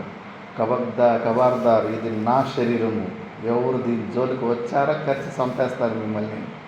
ఆ కుక్క కూడా నాది శరీరం అంటారు. ఎవరిది మళ్ళీ శరీరం? ప్రతి ఒక్కడు కూడా నాది నాది నాది అని ఆయన అనుకుంటా ఉన్నాడు. ఇది అన్నమయ వికారం అంతే. పాంచభౌతికమైన పదార్థాన్ని అనవసరంగా నీది కాని శరీరం నువ్వు అనుకుంటున్నావు అంతే. ఇది అందుకే దీని మీద కర్తృత్వ భావనలు పెట్టుకోవద్దు. ఇప్పుడు ఒక వడ్లు గింజ వేస్తే ఒకే వడ్లు గింజ నుంచి ఆ గడ్డి వస్తుంది, ఆ తౌడు వస్తుంది, బియ్యం వస్తుంది. 3 ప్రోడక్ట్లే, ఒకటే వడ్లు గింజకి అది. అందులో అలాగే మనము తింటున్న పాంచభౌతికమైన పదార్థాలు తింటుంటే అన్నమయ వికారమే ఈ శరీరం. ఈ శరీరంలోనే మనము మలము ఒక బై ప్రోడక్ట్, మూత్రం ఒక బై ప్రోడక్ట్, ఈ శరీరం ఒక బై ప్రోడక్ట్, మన మనస్సు, మనం తింటున్న అన్నము అంటే ఏది పంచ జ్ఞానేంద్రుల నుంచి ఏదైతే లోపలికి తీసుకుంటున్నామో అదంతా ఆహారమే. ఆఖరి అంతే అయితే ఆహార, one which can be grabbed inside. లోపలికి ఏది తీసుకుంటామో అంతా ఆహారమే. ఆహారంలో ఒక మనసు కూడా తయారవుతుంది. ఇవన్నీ కూడా పాంచభౌతికమైన మెటీరియల్లే. ఈ మెటీరియల్లో కూడా మనకు భేద బుద్ధులు వస్తున్నాయి. ఇప్పుడు నువ్వు ఎక్కడో బయట బాత్రూములు లేవనుకో, పాతకాలంలాగా బయట నువ్వు మల విసర్జన మూత్ర విసర్జన చేసి వచ్చింటావు. నువ్వు ఇక్కడ ఉంటావు, అక్కడ ఎవడో ఆ మలమూత్రాన్ని చూసి నువ్వు దుర్మార్గుడివి, నువ్వు గోర్లు కత్తిరించేసి అక్కడ పారేసి ఉంటావు, ఎంట్రికలు గుండు కొట్టుకొని ఎంట్రికలు అక్కడ పారేసి ఉంటావు. మరి నువ్వు కత్తిరించిన గోర్లు, ఎంట్రికలు, మలము, మూత్రం అక్కడ ఉంటే దాన్ని ఎవరన్నా తిడితే కానీ నీకేమన్నా నొప్పి అవుతుందా? అసలు వాడు ఎవరన్నా తిడుతున్నాడా లేదన్న విషయం కూడా మనకు తెలియదు. దాన్ని నువ్వు మలమూత్రాన్ని మనం వదిలిపెట్టి వచ్చిన మలమూత్రాన్ని పట్టుకొని నువ్వు దుర్మార్గుడు, నువ్వు దుష్టుడు అని ఎవరైనా తిడుతూ ఉంటే మనకేమైనా కోపం అవుతుందా? రాదు. ఇంకా ఈ మలాన్ని ఎవడు విసర్జన చేసినాడో వాడు దుర్మార్గుడా అని వాడిని తిట్టుకుంటే మళ్ళీ మనకు కోపం వస్తుంది. మరి ఒక్క బై ప్రోడక్ట్ మీద నీకు మోహం లేదు, దానివల్ల నాది అని అక్కడ కర్తృత్వ భావం పెట్టుకోవట్లేదు. మనం వదిలిపెట్టిన మలమూత్రాలు ఇది నాది అని దాని మీద మోహం పెట్టుకుంటున్నావు, అసహించుకుంటున్నాను. మళ్ళీ ఇది కూడా ఉన్న శరీరం కూడా తిన్న ఉక్క అన్నంలోనే ఒక బై ప్రోడక్టే కదా. ఒక బై ప్రోడక్ట్ని అసహించుకుని ఒక బై ప్రోడక్ట్ ఈ శరీరం మీద ఈ శరీరమే నేను అని ఎందుకు అనుకుంటున్నావు? ఇదంతా అవివేకమే. సరిగ్గా నువ్వు విచారణ చేస్తలేదు కాబట్టి ఆ కర్తృత్వ బుద్ధిని నువ్వు స్థిరం చేసుకుంటున్నావు. ఈ శరీరంలో నువ్వు కబ్జా చేస్తున్నావు. నీకు ఈ శరీర సంఘాతానికి సంబంధం లేదు. వదిలిపెట్టేసిది. ఏది నేను చేస్తున్నానన్న భావన కూడా తెచ్చుకోవద్దు. ఈ భగవంతుడి ఈ శరీరము ద్వారా ఆయన పనులు చేసుకుంటున్నాడు అన్న భావనను తెచ్చుకోవాలి. అహంకారం స్థిరమైపోతుంది. ఇప్పుడు ఆయన స్వరూపంలో నిలబడ్డాడు కాబట్టి ఆ కర్తృత్వమే మాయమైపోయింది. కర్త కొచ్చవా భోక్త. కర్తృత్వ భావన లేదు, భోక్తృత్వ భావన లేదు. అంత తానంతకు తాను రియాక్షన్లు జరుగుతూ ఉన్నాయి అంతే. మహాభారతంలో ఎంత పెద్ద సందేశం ఉంది. బర్బరీకుడు వాళ్ళ ఇడంబి దగ్గర కథలు వింటూ పరమాత్ముని చేతుల్లో చచ్చిపోయినా కూడా మోక్షము కలుగుతుంది అన్న మాటను తెలుసుకుంటాడు. మరి పరమాత్ముడిని నన్నెందుకు చంపుతాడు బర్బరీకుడు? దానికన్నా ఈజీ మార్గం ఇంకోటి లేదు కదా. ఈ తపశ్చర్యలు, శ్రవణం, మనము, నిధిధ్యాసము ఎంత కష్టం ఇవన్నీ. దీనికన్నా పరమాత్మ చేతిలో ఒకసారి అవతార పురుషుని చేతిలో చచ్చిపోతే కన్నా డైరెక్ట్ మోక్షము. అందుకే ఇంకా అనవసరంగా కృష్ణుడు నన్నెందుకు చంపుతాడు? ఇంకా నా మీద ప్రేమ ఉంటుంది. పాండవుల మీద ప్రేమ ఉన్నప్పుడు నా మీద ప్రేమ ఉంటుంది. ఆయన చేతిలో నేను సావాలంటే కానీ ఈయన కూడా మంచి విద్యలు నేర్చుకో ఉంటాడు. భీమును కూడా ఓడించేసి ఉంటాడు పరిచయం లేనప్పుడు. బర్బరీకుడు భీముని మనముడవుతాడు. ఇంకా అంత శక్తిశాలిగా ఉంటాడు. ఇంకా శక్తిశాలిగా ఉండి ఏమన్నా చేసి కృష్ణుని చేతిలో నేను హతము కావాలనే ఉద్దేశంతోనే ఇంకా బయలుదేరి మహాభారతము యుద్ధం ఇంకా స్టార్ట్ కాబోతుంది. దానికి బయలుదేరి వస్తుంటాడు. ఎంత శక్తిశాలి అంటే కన్నా ఒకే బాణంలోనే మొత్తం అందరినీ ముగించేంత సామర్థ్యం పొంది ఉంటాడు. ఇంకా కృష్ణ పరమాత్ముడు త్రికాల జ్ఞాని కదా, వచ్చేసింది నువ్వు బ్రాహ్మణ వేషంలో వస్తాడు. ఎవరు నాయన నువ్వు, ఎక్కడికి వెళ్తున్నావు అంటే నేను బర్బరీకుని మహాభారత యుద్ధానికి వెళ్తున్నాను. మరి ఎవరి వైపు నువ్వు యుద్ధం చేస్తావంటే తను వరమే అలా కోరింటాడు. ఎవరు బలహీనులు అయిపోతుంటారో బలహీనుల పక్షాన నిలబడి నేను యుద్ధం చేస్తాను అని. ఇంకా అతనికి అడిగిన వరం ప్రకారము ఇంకా పాండవుల చేత ఒక చేయి పై ఉంటుంది. బలహీనులు కౌరవులు అవుతారు. కౌరవుల తరపు నుంచి ఇతడు యుద్ధం చేస్తాడని ఇంకా అర్థమైపోతుంది. సరే అని నీకు అంత సామర్థ్యం ఉందా అంటే నేను ఒకే బాణంలోనే వాళ్ళందరినీ ముగిచ్చేస్తాను అన్నాడంట. ఓహో, అంత సామర్థ్యం ఉంటే మరి పరీక్ష చేద్దాము. అక్కడ రాగి చెట్టు ఉంటుంది, ఇలాంటి రాగి చెట్టు. మరి ఒకే బాణంతో అన్ని రాగి చెట్టులో ఉన్న అన్ని ఆకులు రంధ్రం పడేలాగా కొట్టు అంటాం. ఇంకా కళ్ళు మూసుకొని మంత్రించే సమయంలో ఒక ఆకుని తెంపి కాలు కిందకి వేసుకుంటాడు కృష్ణుడు. ఆ బాణం వదిలి పెడితే రాగి చెట్టులో ఉన్న అన్ని ఆకులు రంధ్రాలు అయిపోయి ఉంటాయి. కృష్ణుని కాలు కింద చూసిన ఆకు కూడా రంధ్రం పడి ఉంటుంది. ఇంకా కృష్ణ పరమాత్మకి అర్థమైపోతుంది, ఈ బర్బరీకుని బాణాల నుంచి నేను కూడా ఈ పాండవుల్ని రక్షించలేను, అంత శక్తిశాలిగా ఉన్నాడని చెప్పేసి అప్పుడు సుదర్శన చక్రం తీసి కత్తిరించేస్తాడు. కత్తిరించిన తర్వాత ఆ బర్బరీకునికి తెలిసి నాటకం, ఇది నా కోరిక కూడా ఇదే ఉండే కృష్ణ పరమాత్మ, నాకు తెలుసు నీ చేతుల్లో సస్తేనే మోక్షము అని చెప్పేసి. కాకపోతే నాది ఒక చిన్న కోరిక, నువ్వు అద్భుతమైన మహాభారత యుద్ధంలో మంచి లోక సంగ్రహార్థం కోసము నువ్వు చేస్తున్న ఈ కార్యాన్ని కాస్త చూసి తర్వాత నేను ఈ శరీర భావాన్ని వదిలిపెట్టేస్తాను అంటాను. సరేలేని ఆ వరం ఇచ్చింటాడు. ఇంకా అన్ని యుద్ధమంతా చూసింటుంది. యుద్ధమంతా అయిపోయిన తర్వాత అర్జునుడికి కృష్ణ పరమాత్ముడు చూడు నీ మనవుడు బర్బరీకుడు ఇట్లా అని కథ అంతా చెప్పి చూపిస్తాడు. ఆ సాక్షి రూపంలో అంత యుద్ధాన్ని స్టార్టింగ్ నుంచి ఎండింగ్ వరకు చూసింటాడు కదా. అర్జునుడికి గర్వం ఉంటుంది, ఎలా ఉండే మా ప్రతాపం యుద్ధంలో అన్నది. ఏంటి నీ ప్రతాపం ఏంటి, నాకైతే ఎవరు కనిపించలేదు. అసలు బాణాలు ఇడిచిపెడతా ఉండేందుకు కూడా మహాదేవుడే, శివుడే అంటే పరమాత్ముడే. ఆ బాణము ఎవరికి పై పడుతున్నాయంటే ఆ దెబ్బ తాకుతున్నది కూడా భగవంతుడే. బాణం విడిచేవాడు పరమాత్ముడే, బాణంతో సస్తున్నవాడు కూడా పరమాత్ముడు. నాకు పరమాత్ముడు శ్రీకృష్ణ పరమాత్ముడు తప్పితే ఇంకెవడు నాకు కనిపించలేదు. అప్పుడప్పుడు నీది అర్జునుడి గాంధీ ఉంది కొద్దిగా టంకారం, ఆ సౌండ్ ఒకటి వినిపిస్తూ ఉండే. చంపినోడు పరమాత్ముడే, సచ్చినోడు పరమాత్ముడు. పరమాత్ముడు తప్పితే నాకు ఇంకేమీ కనిపించదు. ఎందుకంటే అప్పటికి దివ్య దృష్టి అయిపోయింది కదా, జ్ఞాన దృష్టి అయిపోయింది. మళ్ళీ అర్జునుడికి కర్తృత్వము అది అనవసరంగా వచ్చిందే కదా, మేము ఎట్లా యుద్ధం చేసామని చెప్పేసి. మనం కూడా అంతే. ఈ శరీరంలో ప్రతి ఒక్క క్రియ కూడా భగవంతుడు అధిష్టానం మీదనే జరుగుతుంది. ఇప్పుడు కింద పగ్గం పడింది, పైన పాము ఎన్ని క్రియలు చేసినా కూడా అదంతా పగ్గానికే పోతుంది క్రెడిట్. పాము ఎన్ని క్రియలు చేసినా పగ్గందే అది. పగ్గంకి తెలియకుండా పాములో క్రియలు జరగడానికి వీలు లేదు. అలాగే మన ఈ శరీర సంఘాతులు, మన మనసు బుద్ధులు మనం ఏమి చేసినా కూడా అంతా భగవంతుందే. అది అనవసరంగా నేను అని ఈ కర్తృత్వ బుద్ధిని తెచ్చుకుంటూ ఉంటాము. చెప్పా, బెంగళూరులో ఒక భక్తుడు ఐసీయూలో అడ్మిట్ అయిపోతే రోజుకి 80,000, 50,000, 80,000 బిల్ వేశారు. 4-5 రోజులు ఐసీయూలో ఉన్నాడు. ఫ్రెండ్దే హాస్పిటల్. లాస్ట్ రోజు ఆ బిల్లు చూపినీకి వస్తే కన్నీళ్ళు ఏడిశాడంట. ఫ్రెండ్, నీ దగ్గర డబ్బులు లేకపోతే పర్వాలేదు, నువ్వు ఏమి ఇవ్వద్దులే అంటే, లేదు నా దగ్గర డబ్బులు ఉన్నట్టు. మరి ఎందుకు ఏడుస్తున్నావు అంటే, ఒక్కరోజు ఆక్సిజన్కి 80,000 ఇంత బిల్లు, ఇంత డబ్బులు తీసుకుంటున్నారు. భగవంతుడు చిన్నప్పటి నుంచి ఇదే ఆక్సిజన్ని ఫ్రీగా ఇచ్చాడు కదా, దానికి మనం ఏమన్నా విలువ ఇచ్చాము? మరి అసలు ఫ్రీగా వస్తే దానికి విలువే లేదు. మరి ప్రతిదీ ఆయన గాలి ఊపిపోతే కదా మనం ఊపిరిట్లా తీసుకుంటాము. ప్రతిదీ కూడా అట్లా పరమాత్ముడే మొత్తం అంతా చేస్తూ ఉంటాడు. అనవసరంగా మనం కర్తృత్వాన్ని తెచ్చుకుంటూ ఉంటాము. అందుకే భక్తులకు ఏదో ఒక ఇష్టదేవతను ఊహించుకొని ఆ అహంకారాన్ని, కర్తృత్వ భావాన్ని మొత్తం అక్కడ ఇయ్యారు. ఆ ఒక ఇష్టదేవత ఒక్క పాయింట్లో పెట్టింటారు. రామకృష్ణ పరమహంసలు కాళికా దేవులో పెట్టినట్టు. మళ్ళీ అప్పటికి యోగ్యమైన గురువు వచ్చేసి ఆ ఒక్క పాయింట్ని తీసి పక్కన పెట్టేస్తే ఇంకా స్వరూప జ్ఞానం అయిపోతుంది. అందుకే ఇక్కడ స్వరూపంలోకి వెళ్ళిన జనక మహారాజు కర్తృత్వము భావం కనిపిస్తలేదు, భోక్తృత్వ భావం కనిపిస్తలేదు. ఇవన్నీ మనం అనవసరంగా ఊహించుకుంటూ ఉంటాం.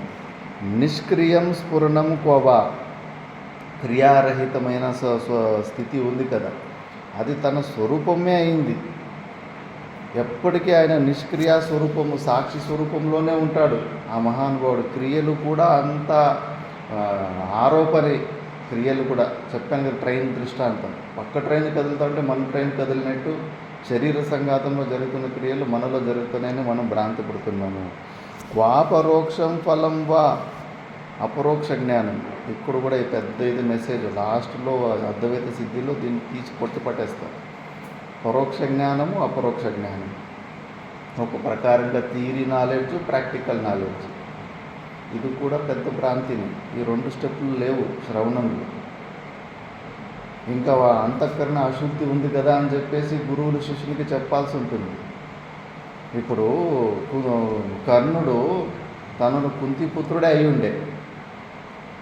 ఆ కుంతిపుత్రుడు అయినాడన్న జ్ఞానం తెలుసుకోలేదు. తను ఎవరో వేరే సూతపుత్ర అనుకున్నాడు, రాధేయుడు అనుకున్నాడు, కౌంతేయుడే రాధాపుత్రుడు అనుకున్నాడు, గుర్రాల మెప్పుకున్న కొడుకు అనుకున్నాడు, సూతపుత్రుడు అనుకున్నాడు.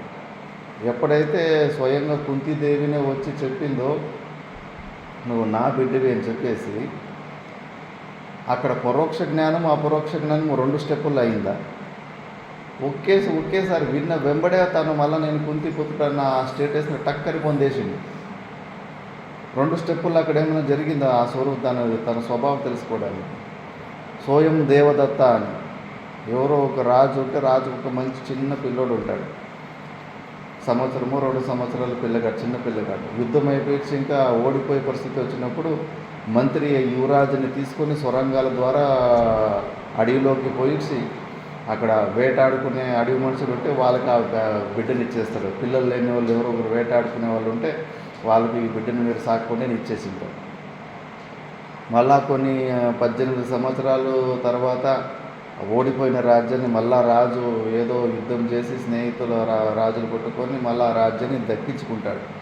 దక్కించుకున్న తర్వాత ఈ మంత్రి నేను యువరాజుని పలానా చోట వదిలిపెట్టి వచ్చింటాను, ఇప్పుడు పెద్దోడైంటాడని చెప్పేసి వచ్చి చూస్తే రాజు పోలికలు ఉంటాయి కదా, రాజు పోలికలు కనుక్కొని అని చెప్పేసి వాళ్ళకు ఆ పిల్లగాడు నేను వేటగాని కొడుకే అనుకొని అంత వ్యవహారం అట్లే చేస్తూ ఉంటాడు.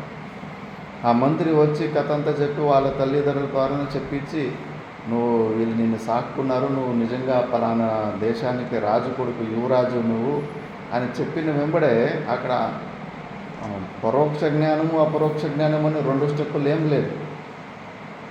తెలుసుకున్న వెంబడే పని అయిపోయింది. మళ్ళా నేను వేటగాడు కొడుకు అన్న భావనకు రాలేదు అతడు. ఓహో, నేను రాజు కొడుకునే అని చెప్పేసి మళ్ళీ వ్యవహారం అంతా అలాగే చేసుకున్నాను. మరి నువ్వు ఇప్పుడు నేను జీవుడు అని నువ్వు అనుకుంటున్నావు. నువ్వు జీవుడు కాదురా నాయన, నువ్వు సచ్చిదానంద స్వరూపుడివి అని చెబుతుంటే పని అయిపోయింది. ఇంకా నువ్వు తెలుసుకున్నావు. ఇప్పుడు నువ్వు ఎవరు, నీ స్వరూపం ఏమైంది తెలుసుకున్నావు. మళ్ళా ఎక్కడ పొరపాటు అవుతుందంటే నువ్వు మనసులోనే ఉంటున్నావు, అవి కర్తృత్వ భావంలోనే ఉంటున్నావు. ఇంకా మనసు బుద్ధులు సర్టిఫికేట్ ఇవ్వాలనే కాసుకుంటా ఉన్నారు. నీకు అది సంబంధమే లేదు. దాని సర్టిఫికేట్ ఎందుకు తీసుకుంటావు? గురువులు శాస్త్రం చెప్పేశారు కదా నువ్వు ఎవడన్న సత్యాన్ని. ఇక్కడెందుకు అంత సమయం తీసుకుంటున్నావు? నువ్వు అలాంటి వాడు కాదు, అలాంటి వాడు అనుకుంటుంటే నువ్వు అలాంటి వాడు కాదు, ఇలాంటి వాడు అని చెప్పినప్పుడు టక్క నేను తెలుసుకొని నువ్వు ఆ సచ్చిదానంద స్వరూపుడిలాగా నువ్వు అలాగా స్వరూపంలోకి వెళ్ళిపోవాలి కదా. ఇక్కడ పని అవుతలేదు. మనసు బుద్ధులకి ఎంత ఘోరంగా గులాములు అయిపోయామంటే అక్కడే నిలబడి ఆలోచన చేస్తున్నావు. అక్కడ నిలబడి ఆలోచన చేస్తే నువ్వు చక్రం లోపల ఉంటావు. సాక్షిలోకి వెళ్ళిపో. దీన్ని వదిలిపెట్టేసేది. దీని నిర్ణయాలు నీకు అవసరం లేదు. ఇది నీకు సర్టిఫికెట్. మనసు బుద్ధులు ఎప్పటికీ ఇవ్వవు. జీవభావానికి పక్షపాతిలవు. ప్రతిబింబ పక్షపాతిత్వాతని. ఈ మనసు బుద్ధులు ఎప్పుడు జీవభావానికే సపోర్ట్ చేస్తాయి. నీలో ఉన్న పరమాత్మ భావకు అవి సపోర్ట్ చేస్తే వాడికి అస్తిత్వమే లేకుండా పోతుంది. ఇక్కడ థియరీ ప్రాక్టికల్ అని 2 స్టెప్పులు ఏదో ఎక్స్ప్లెయిన్ చేయడానికి మనము శబ్దాలు వాడుతుంటాం, కానీ థియరీ ప్రాక్టికల్ అని 2 స్టెప్పులు లేదు. రాజు కొడుకు ఎంత ఒక్కసారి చెప్తే టక్కని అవునా నేను వేటగాని కొడుకు కాదు, నేను రాజు కొడుకు టక్కని భావించుకొని మళ్ళీ రాజు కొడుకులానే వ్యవహారం చేసినావు. మరి నువ్వెందుకు మళ్ళీ జీవునిలాగా వ్యవహారం చేస్తున్నావు? సరిగ్గా వింటాలేవు, విచారణానికి అవకాశం ఇస్తాలేవు, నమ్ముతాలేవు. ఎందుకంటే నా అడ్డం రావడం నీ మనసు అడ్డం వస్తూ ఉంది. అనుభవంలో ప్రపంచమంతా సత్యంగా కనిపిస్తూ ఉంది. నాకు చూస్తే ఏమీ శక్తి లేదు, అల్పజ్ఞుని, పుట్టి సచ్చేటోని, నేను సచ్చిదానంద స్వరూపు నీ సృష్టికర్తనంటే నేను ఎట్లా నమ్మాలని నీ మనసు నీకు అడ్డం చెప్తా ఉంది. అది మోసం చేస్తూ ఉంది. నీ స్వరూపాన్ని, నీ స్టేటస్ని పొందకుండా అది అడ్డం వస్తూ ఉంది. ఆ దరిద్రం ఒకటి పోయిందంటే ఇంకెవరూ అడ్డం లేదు. మన జీవభావం నుంచి పరమాత్మ భావం పోవడానికి పెద్ద కొండలు అడ్డం లేవు. నేను అన్న ఈ భావం, ఈ అహంకారమే. ఈ అహంకారాన్ని కానీ మనం తెలుసుకున్నామా, వీటి సపోర్ట్ తీసుకోవడం మనం ఆపేసినామా, పని అయిపోయింది. కేల్కతం దుకానుబంధం. ఇంతే. దీనికన్నా మీకు ఇంక ఎక్స్ట్రా జ్ఞానం లేదు. ఉపనిషత్తుల్లో కూడా అంతే. ఇంకా శిష్యుడికి ఇంకా ఏదో ఉపదేశం ఉంది, ఇంకా ఏదో తెలుసుకునేది ఉందని అనవసరంగా క్యూరియాసిటీ పెట్టుకుంటాడు కొత్త కౌతూహలతో. ఇంకా లేదు, దీనికంటే ఎక్కువ తెలుసుకోవాల్సిన విషయం ఏమీ లేదు. టక్కనే అయిపోలేదు పని. ఎందుకు అవడం లేదంటే మనము ఈ మనసు బుద్ధిలో గులాములుగానే ఉన్నాం. మనము అనవసరంగా ఇక్కడ ఇరుక్కుపోయాము. అస్సలు పట్టించుకోకుండా ఈ మనసు బుద్ధుల మీద డిపెండెన్సీని వదిలిపెట్టేసేది. అవి ఇచ్చే సర్టిఫికేట్కి నువ్వు అసలు వెయిట్ చేయకు. ఇప్పుడే స్వంతం చేసుకుని నువ్వు సచ్చిదానంద స్వరూపుడివి. ఈ శరీర సంఘాతంలో జరిగే క్రియలకు నీకు సంబంధం లేదు. పని అయిపోయింది. ఇంతే. తత్వమసి ఉపదేశం ద్వారా మ్యాక్సిమము ఇది స్వప్న సింహము చేసే పని అంతే. ఉపదేశము గురువుల ద్వారా ఇంతే. దీనికన్నా పెద్దగా ఇంకేమీ లేదు. ఇంకంతా నువ్వు సొంతంగా చేసుకోవాల్సింది. ఎంత పెద్ద గురువు అయినా ఏమైనా కానీ ఈ ఉపదేశం వరకునే నీకు సహాయం చేయకూడదు. దాని తర్వాత నువ్వు ఈ సత్యాన్ని గ్రహించుకొని నువ్వు సొంతం చేసుకుంటే అది నీదవుతుంది. కాబట్టి ఈ పరోక్ష జ్ఞానం ఏంది, అపరోక్ష జ్ఞానం ఏంది? ఇప్పుడు బద్రీనాథ్ అది ఎందుకంటే మనకు ప్రత్యేక కాదు. బద్రీనాథ్ ఎక్కడ దూరం ఉంది, మనకు దానికి దేశతః డిస్టెన్స్ చాలా ఉంది, పరిచిన్నం ఉంది, డిఫరెన్స్ ఉంది. అలాంటి దూరమున్న వస్తువుల గురించి పరోక్ష జ్ఞానము అపరోక్ష జ్ఞానము 2 అవుతుంది. బద్రీనాథ్ ఎట్లుంటుందంటే కన్నా కొండల మీద ఉంటుంది, ఉష్ణకుండం ఉంటుంది, అక్కడ విష్ణు పరమాత్ముని మూర్తి ఉంటుంది, వెనక హిమాలయ కొండలు తెల్ల బరుపులు ఉన్నాయి. ఇవన్నీ ఎక్స్ప్లెయిన్ చేసి చెప్తారు. వాడు చెప్తా ఉంటేనే మన ఊహల్లో ఒక పిక్చర్ రెడీ అయిపోతుంది. ఓహో ఇట్లా ఉంటుందేమో అని ఒక ఊహ రెడీగా అయిపోతుంది. అది పరోక్ష జ్ఞానం. మళ్ళా పోయి నువ్వు ట్రైను బస్సు ఎక్కి యథార్థంగా అక్కడ పోయి చూస్తే నువ్వు ఊహించుకున్నది అక్కడ ఉన్నది చాలా డిఫరెన్స్ ఉంటుంది. ఒక్కొక్కసారి కంప్లీట్గా మనం ఊహించుకున్నదే ఒక ఇమేజ్ ఒకలాగా ఉంటుంది, అక్కడ పోయి చూస్తే ఇంకా ఫుల్ డిఫరెంట్గానే ఉంటుంది. అలా దూరం ఉన్న వస్తువులో ఫస్ట్ పరోక్ష జ్ఞానం ఉండే, మళ్ళీ స్వయంగా అక్కడ పోయి అనుభవించిన తర్వాత అపరోక్ష జ్ఞానం అయింది అని. కానీ నీ ఆత్మస్వరూపము నీకు దూరంగా లేదు, నీకు భిన్నంగా లేదు, నువ్వే అదే ఉన్నావు. ప్రత్యేక్ ఇన్నర్ మోస్ట్ చాలా దగ్గరగానే ఉంది. అది నీ స్వరూపమే అయింది.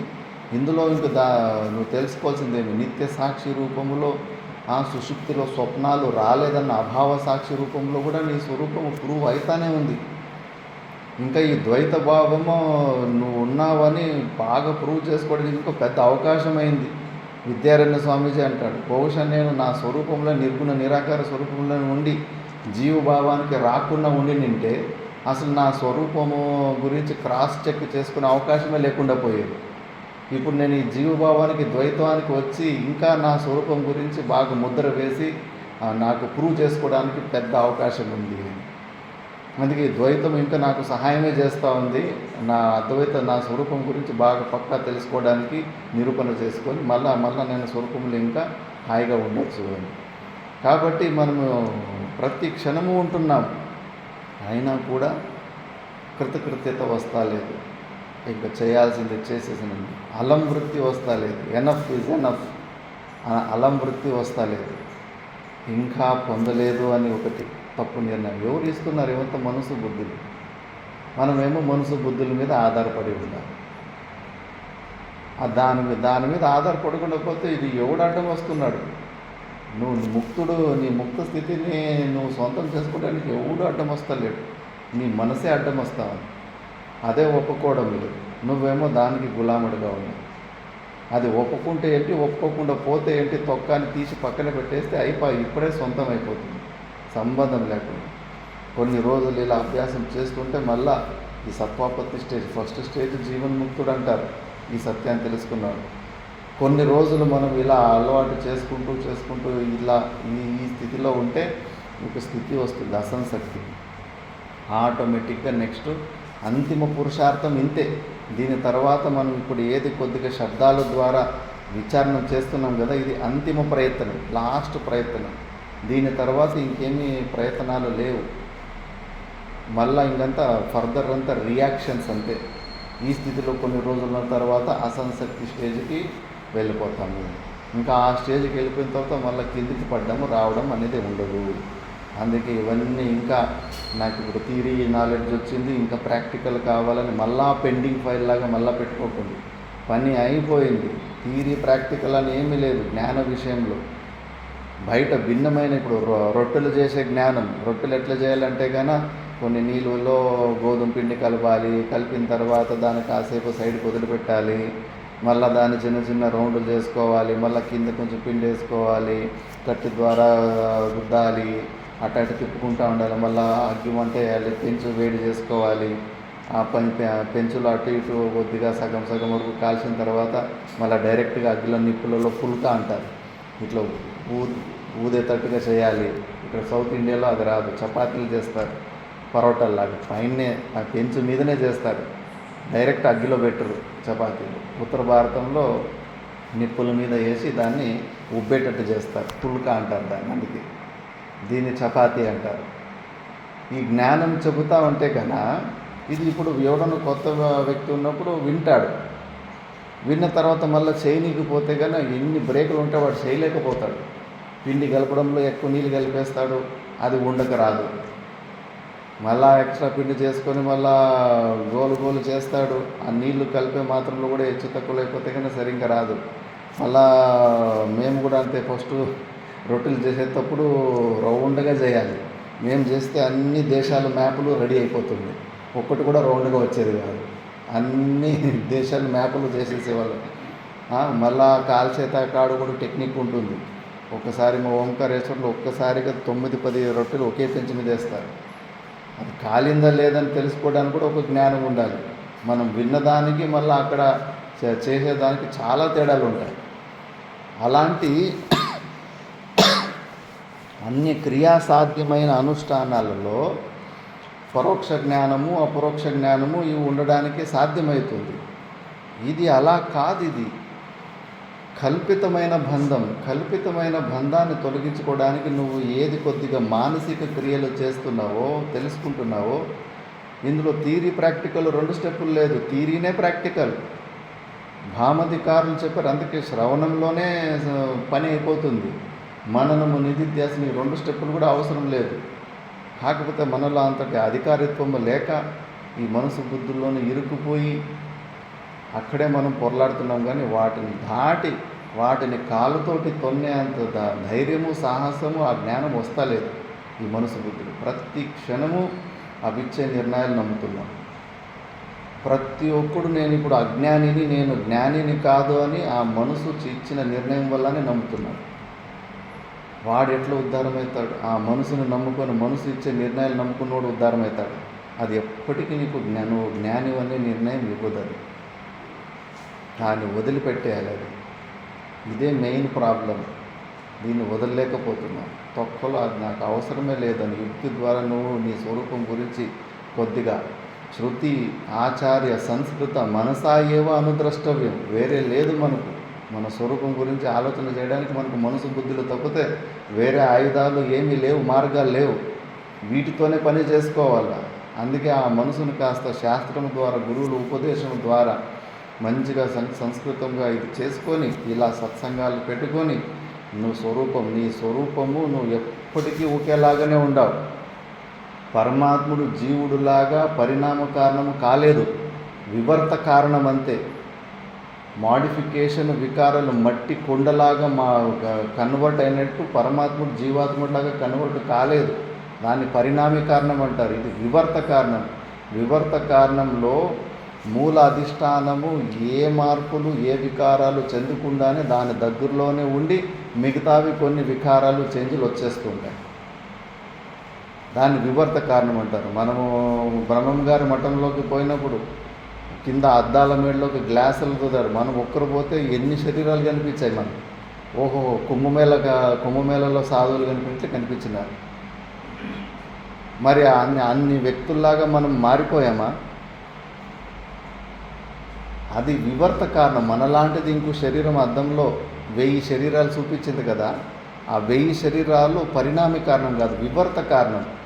అలాగే పరమాత్మ భావం నుంచి ఈ జీవభావం అనేది వివర్త కారణం. వాస్తవికంగా అలాంటి మార్పులు ఏమి జరగలేదు. మనలో ఏ వికారాలు లేవు. మనం ఎప్పటికీ ఒకేలాగానే ఉంటాం. మనము మారడం అనేది లేనే లేదు.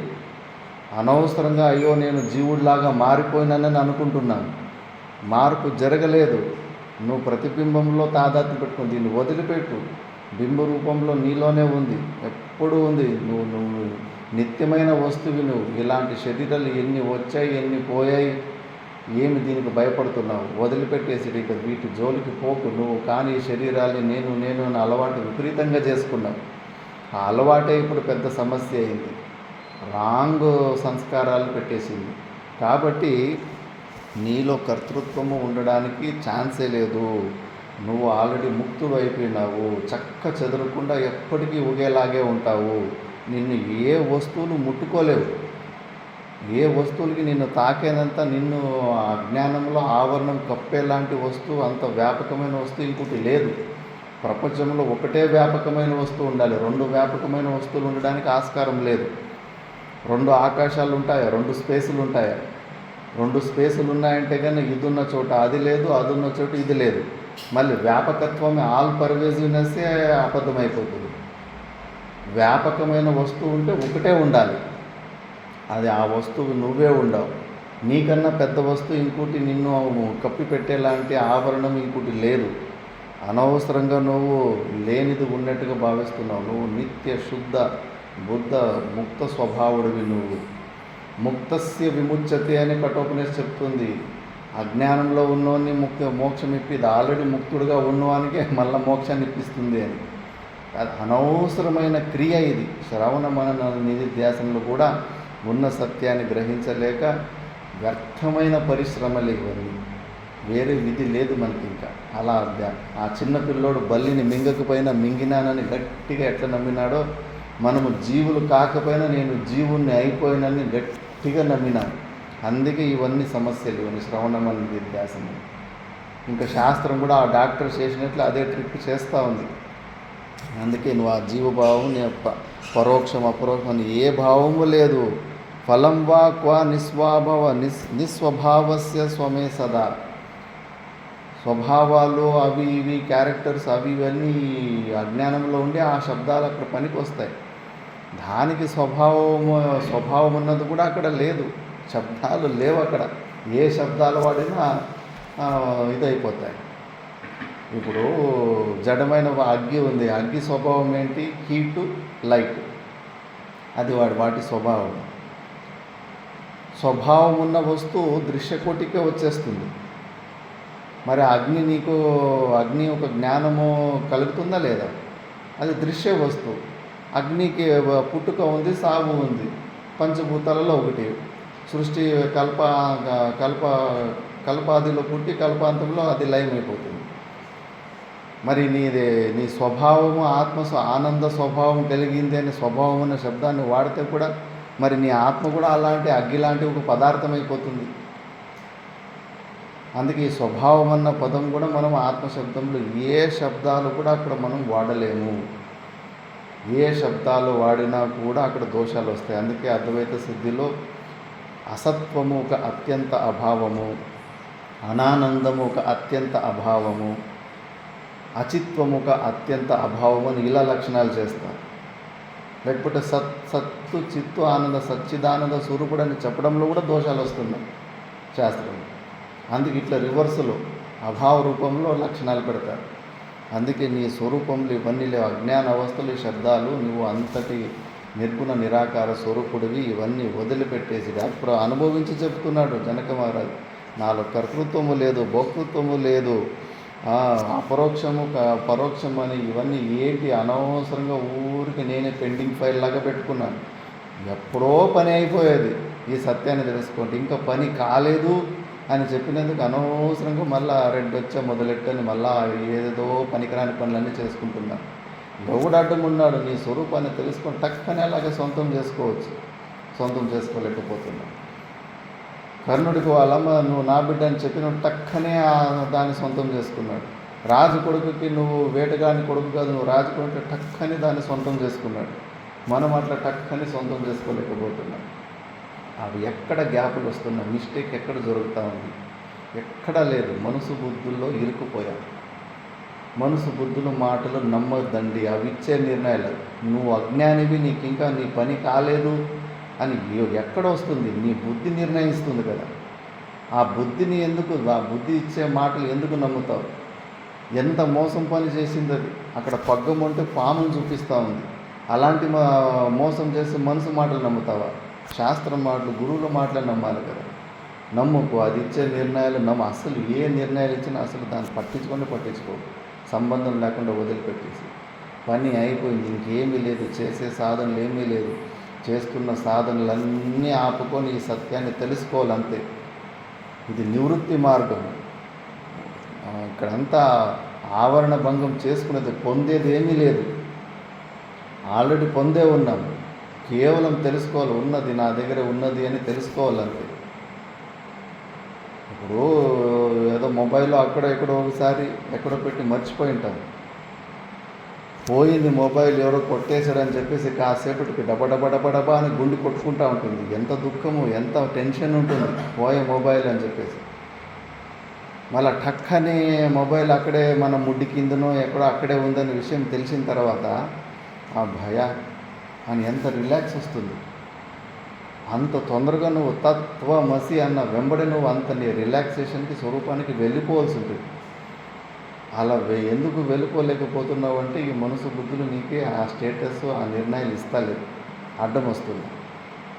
నువ్వేమో వాటికి గులాముడుగా ఉన్నావు. ఇక్కడే ఇరుకుతున్నావు, ఇక్కడే రిపేర్. వాటికి గులాముడుగా ఉన్న తత్వాన్ని వదిలిపెట్టేసి వాటికి గులాముడివి కావద్దు. అది చెప్పింది నువ్వు వినద్దు, నువ్వు చెప్పింది అది వినాలి. అలాంటి తత్వాన్ని నువ్వు పెంచుకోవాలి. అప్పుడు ఇంకా ఇవన్నీ పోతాయి. నెక్స్ట్ నెక్స్ట్ శ్లోకంలో క్వ లోకః క్వ ముముక్షుర్వా క్వ యోగి జ్ఞానవాన్ క్వ వా క్వ బద్ధః క్వ చ వా ముక్తః స్వస్వరూపేహమద్వయే క్వ లోకః క్వ ముముక్షుర్వా క్వ యోగి జ్ఞానవాన్ క్వ వా క్వ బద్ధః క్వ చ వా ముక్తః స్వస్వరూపేహమద్వయే.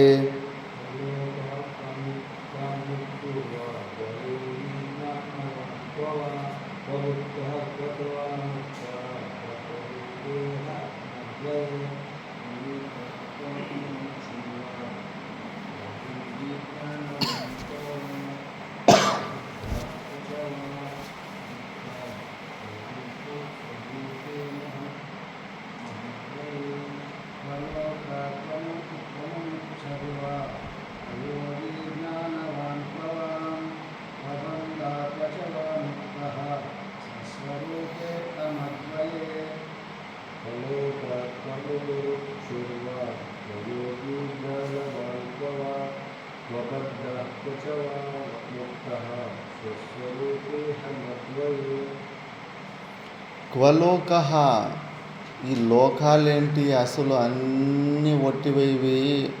ఆలోకముంది, స్వర్గముంది, నరకముంది, బ్రహ్మలోకము, వైకుంఠము, కైలాసము, ఎన్ని లోకాల కల్పనలు, ఆ లోకాలకి పోవాలని కోరికలు, ప్రయత్నాలు ఎక్కడున్నాయి? క్వలోకః ఎక్కడ పోయినాయి? ఆ సుషుప్తి అవస్థలోని ఏ లోకం ఉండదు, ప్రపంచమే ఉండదు. మనసు బుద్ధులు పోయినాయంటే ప్రపంచం లేదు, నీకు శరీరం లేదు, అన్నీ ఒట్టివేవి. క్వలోకః క్వ ముముక్షుర్వా, నేను సాధకుడిని అని అనుకోండి, ఆ సాధకుడే లేడు కదా. ఎవడు సాధకుడు? నీలో ఉన్న ఆత్మస్వరూపం అది, దాంట్లో కర్తృత్వమే లేదు, దాంట్లో అజ్ఞానమే లేదు. మరి నీ స్వరూపము కాకుండా ఈ యోడుడు జీవుడు నేను అజ్ఞానిని అని, నేను ముముక్షుని, నేను మోక్షాన్ని పొందే సాధకుడు అని లోపల ఒకడు ఎగురుతున్నాడు కదా. వాడే కదా ఈ శ్రవణ మన్నలు ఇవన్నీ చేస్తున్నాడు. అసలు వాడు ఉన్నాడా నిజంగా? వాడు లేనే లేడు. లేని వ్యక్తికి సమస్యలు తీర్చనీకి పోతున్నాడు. స్వప్నంలో ఉన్న సింహము లేదు, సింహాన్ని చూసి భయపడినవాడు పోని అయ్యో పాపం వాడు సింహాన్ని చూసి భయపడుతున్నాడు, ఆ కష్టాల నుంచి కష్టాల్లో అనుభవిస్తున్నాడు, పోయి వాడిని ఓదార్చుదాము అని స్వప్నంలో అనిపించచ్చు. లేచిన తర్వాత వాడు ఉన్నాడా? ఆ కష్టాలు అనుభవించినవాడు ఉన్నాడా? ఆ కర్త ఉన్నాడా? లేడు. ఈ ముముక్షు నేను సాధకుని, నేను మోక్షాన్ని పొందాలని ఇప్పుడు ఏమి ప్రయత్నాలు చేస్తున్నాడు కదా ఆ జీవుడు, వాడు లేడు.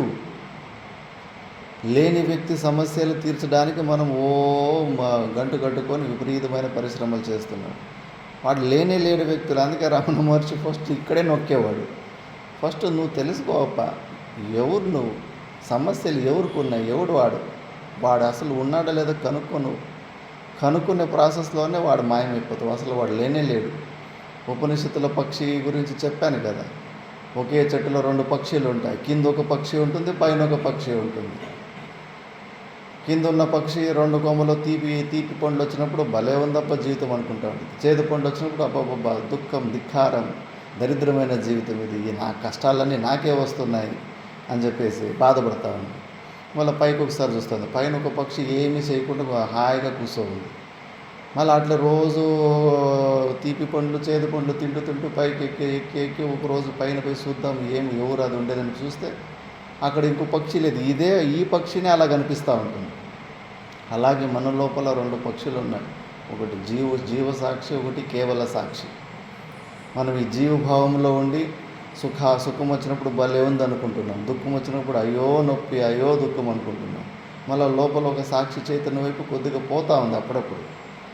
ఎందుకంటే దీని జ్ఞానం కూడా కలుగుతుంది కదా అని. అలా ఎవరు లోపల బింబరూపమైన చైతన్యం ఎవరు, ఏంటి, ఎక్కడ అని ఇట్లా గురువుల దగ్గర శాస్త్రం ద్వారా దాన్ని తెలుసుకునే ప్రయత్నం చేసినప్పుడు అది ఎవరు కాదు, మనమే. అసలైన బింబరూపం అదే మన నిజమైతే. 2 పక్షులు లేవు ఆ చెట్టులో, ఉన్నది ఒకే చెట్టే, ఒకే పక్షిని. ఇక్కడ కూడా ఈ జీవుడు లేడు. నేను అజ్ఞానంలో ఉన్నాను, నేను బంధనంలో ఉన్నానన్న లోపల జీవుడు భావం ఉంది కదా. అది డూప్లికేట్, వాస్తవికంగా లేదు, అది కల్పితం అది. మరి అలాంటి కల్పితమైన వ్యక్తి సమస్యలను ఎలా తీర్చుతావు? కొంతమంది పిచ్చోళ్ళకు సైకిక్ వైబ్రేషన్ వల్ల వ్యక్తులు కనిపిస్తుంటారు. ది 1996లో ఒక సైంటిస్ట్దే ఒక సినిమా తీసిండు, beautiful mind, the beautiful mind అని చెప్పేసి. 2 నోబెల్ ప్రైజులు దొరికినాయి ఆయన, సైంటిస్ట్. ఆ సైంటిస్ట్ చరిత్ర ఏంటంటే జర్మన్ నుంచి అమెరికాకు చదువుకోవడానికి వచ్చింటాడు 2వ విశ్వయుద్ధం జరిగేటప్పుడు. చదువుకోవడానికి వస్తే కానీ అప్పుడు ఇంకా అమెరికానే పోయి వాళ్ళని అమెరికా రష్యా కలిసి వాళ్ళని జర్మన్ దేశాన్ని ఓడించేస్తారు కదా. ఓడించేసి అక్కడ విపరీతమైన దుష్కర్మలన్నీ చేసింటారు.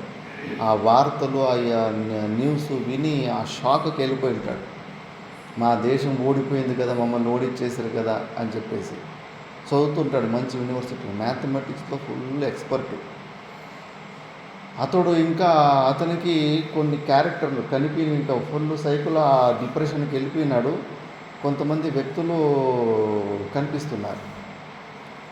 ఆ వ్యక్తులు ఎవరంటే కన్నా జర్మన్ దేశం నుంచి మిలిటరీలో ఉన్న వాళ్ళు సీక్రెట్ ఏజెంట్లు. మన భారతదేశంకి రా ఏజెంట్ ఎట్లుంటుందో మారు వేషాలపై వేరే దేశాల్లో ఉన్న సీక్రెట్ అంతా తెలుసుకున్న ఇక్కడ చెప్పేస్తుంటారు. అలాంటి సీక్రెట్ ఏజెంట్లు ఈయనకి కొంతమంది కనిపిస్తుంటారు, జర్మనీ వాళ్ళు. ఈయన ప్రొఫెసర్గా మంచిగా చదువుకున్న తర్వాత మంచి యూనివర్సిటీలో జాబ్ వస్తుంది. ప్రొఫెసర్గా ఉద్యోగం చేసుకొని ఎవరికి తెలియకుండా, ఆఖరికి భార్యకు కూడా తెలియకుండా సీక్రెట్గా ఒక లెటర్ బాక్స్ ఉంటుంది, పోస్ట్ ఆఫీస్ సీక్రెట్గా. వాళ్ళు ఫలానా చోట్ల ఏదైనా లెటర్ రాసి పెడితే కన్నా వాళ్ళు ఆ సీక్రెట్ ఏజెంట్ వచ్చి దాన్ని తీసుకొని పోతుంటారు. ఆయన ఊహ అంతే. మరి అక్కడ కూడా అమెరికాలో కూడా ఇంటెలిజెన్స్ డిపార్ట్మెంట్ ఉంటుంది. వాళ్ళ దేశానికి వ్యతిరేకంగా ఎవరైనా ఏమన్నా ప్రయత్నాలు చేస్తున్నారని వాళ్ళు చెక్ చేసుకుంటుంటారు.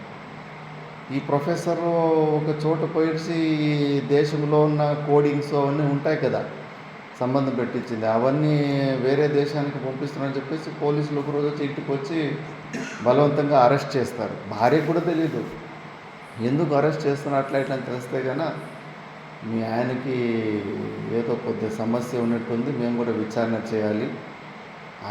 నేను జర్మన్ స్పై అనే భావంలో లెటర్లు వేస్తున్నాడు, కానీ అక్కడ లెటర్ తీసుకున్నట్టు ఎవరు లేరు. ఈయనకేమో ఈయన వేసిన లెటర్లో వాళ్ళ జర్మన్ దేశం రా ఏజెంట్లు, వాళ్ళ సీక్రెట్ ఏజెంట్ వచ్చి తీసుకొని పోతున్నారు, వాళ్ళతోటి మాట్లాడుకుంటున్నారు. ఈయనకు ఒక 10-15 మంది కనిపిస్తూ ఉంటారు. మళ్ళీ డాక్టర్ దగ్గరికి పోతే అర్థమైపోతుంది, లేనిది ఊరికే ఊహించుకుంటున్నాడు ఇతడు అని చెప్పేసి. ఇంకా కనిపించిన దాంట్లో తన ఫ్రెండ్ కూడా ఆత్మహత్య చేసుకుంటాడు, జర్మన్ వ్యక్తి. ఇదే వరల్డ్ వార్లో వాళ్ళ ఫ్యామిలీ మొత్తం అంతా అక్కడ చచ్చిపోయిందనే విషయం తెలిసి ఆ యూనివర్సిటీలోనే పైనుంచి దూకి ఆత్మహత్య చేసుకుంటాడు. ఆత్మహత్య చేసుకున్న చిన్న పాప కూడా ఉంటుంది, మా ఫ్రెండ్ మరదలు, ఆమె కూడా చచ్చిపోయి ఉంటుంది. వాళ్ళు కూడా కనిపిస్తూ ఉంటారు.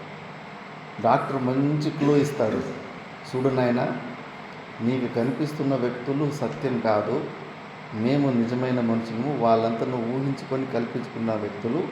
ఆ వ్యక్తులు మిగతా మాకెవరికి కనిపిస్తలేదు. మీ సొంత భార్యని అడిగి చూడు, మీ సొంత భార్యకు కూడా వాళ్ళు ఎవరు కనిపిస్తలేరు. ఎట్లా కనిపిస్తున్నారంటే అంతా చెప్తాడు, ఇట్లా హైట్, వాళ్ళ పేర్లు ఇట్లా అని చెప్పేసి. ఇప్పుడు కనిపిస్తున్నట్టు కనిపిస్తుంది చూడు, బెడ్ ఇటువైపు వాళ్ళు నిలుచుకొని నా ఫ్రెండు వాళ్ళ మరి చిన్న పాపం ఇద్దరు మాట్లాడుతున్నారు చూడు అని. చూడు, నేను నీకు మంచి యుక్తిని ఇస్తాను. వాళ్ళు ఎన్ని సంవత్సరాల నుంచి కనిపిస్తున్నారంటే ఒక 20 సంవత్సరాల నుంచి కనిపిస్తున్నారంటే.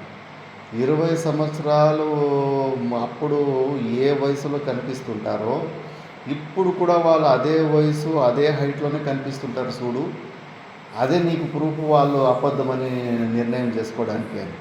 అప్పుడు చూస్తాడు, అవును, ఆ చిన్నపిల్ల 20 సంవత్సరాల క్రితం అదే హైట్ ఉంది, అదే వయసు, 5 సంవత్సరాల పిల్లలాగానే ఉంది. 20 సంవత్సరాల తర్వాత కూడా 5 సంవత్సరాల పిల్లలాగానే కనిపిస్తుంది కదా అని ఆ క్యారెక్టర్ తోటి మాట్లాడతాడు. మీరు నిజం కాదు, మీరు అబద్ధము, డాక్టర్ చెప్పింది కరెక్ట్ చూడు, నీకు వయసు పెరగాలి కదా, ముసలోళ్ళక నువ్వు 20 సంవత్సరాలతో నువ్వు మార్పు రావాలి కదా, నీ ముఖంలో నీకు ఎటుక తెల్లగా కావాలి, మార్పు కావాలి, ఆ చిన్నపిల్ల పెద్ద పిల్ల కావాలి కదా. 20 సంవత్సరాల నుంచి 5 సంవత్సరాల పిల్లలాగా ఎందుకు కనిపిస్తూ ఉంది, మీరు సత్యం కాదు, మీరు అబద్ధమని వాళ్ళతోటి మాట్లాడుతుంటాడు. ఆ క్యారెక్టర్లు ఏం ఉత్తరం ఇస్తాయంటే డాక్టరే దిమ్మ తిరిగిపోతాడు. లేదు నువ్వు వాళ్ళు అబద్ధము, ఆ మనుషులే అబద్ధము, మేమే సత్యమని అవంటాడు. ఎట్లా నమ్మాలంటే కన్నా చూడు, నువ్వు మా మాట నమ్మితే నీకు కూడా వయసు పెరగదు, నువ్వు కూడా మాలాగానే ఒకేలాగా ఉండిపోతావు ఎప్పటికీ. నువ్వు వాళ్ళ మాటలు నమ్ముతున్నావు కాబట్టి నువ్వు వాళ్ళలాగా ముసలోడు అయిపోతున్నావు. ఇంక ఈ మాట మళ్ళీ వాడు డాక్టర్ చెప్తే డాక్టర్ నెత్తి మీద చేయబెట్టుకుంటాడు, అమ్మో ఈయనకు కనిపిస్తున్న క్యారెక్టర్లు ఎంత బలంగా ఉన్నాయని చెప్పేసి. కాకపోతే భార్య ఘోరంగా ఏడ్చేస్తుంది. ఎందుకు ఇలా చేస్తున్నావు, నేను నమ్ముకొని నేను జీవిస్తున్న ఇద్దరు పిల్లలు ఉన్నారు, అట్లా ఇట్లా ఘోరంగా ఏడ్చుకున్న తర్వాత ఇంకా భార్య సెంటిమెంట్కి కొద్దిగా లొంగి, సరేలే వాళ్ళు కనిపిస్తున్నా కూడా మిమ్మల్ని సత్యమని నేను నమ్ముతానులే అని చెప్పేసి ఇంకా ప్రొఫెసర్ మళ్ళీ నార్మల్గా అయినట్టు మళ్ళీ అదే ఉద్యోగము కంటిన్యూ చేస్తుంటారు. కానీ వాళ్ళు కనిపించేటోళ్ళు మాత్రం కనిపిస్తూనే ఉంటారు. లాస్ట్లో ఆయనకు 1996లో నోబెల్ ప్రైజ్ అవార్డు రెండు వస్తాయి ఆయనకు. ఇంకా అక్కడ ప్రైజ్ తీసుకున్న తర్వాత స్పీచ్ చెప్పమంటే ఆయన ఒకటే మాట అంటారు, ఇప్పుడు నన్ను తెలివైన వాడాన్ని మీరు అందరూ అనుకున్నదికి ఈ అవార్డు ఇచ్చారు. మంచి మ్యాథమెటిక్స్లో ఫుల్ డీప్గా ఉంటారు. ఒకటి మాత్రం నేను చెబుతున్నాను సత్యంగా, మీరు ఆలోచించండి. నాకు కనిపిస్తున్న క్యారెక్టర్లు అబద్ధమైతే మీరు కూడా అబద్ధమే, మీరు కూడా లేరని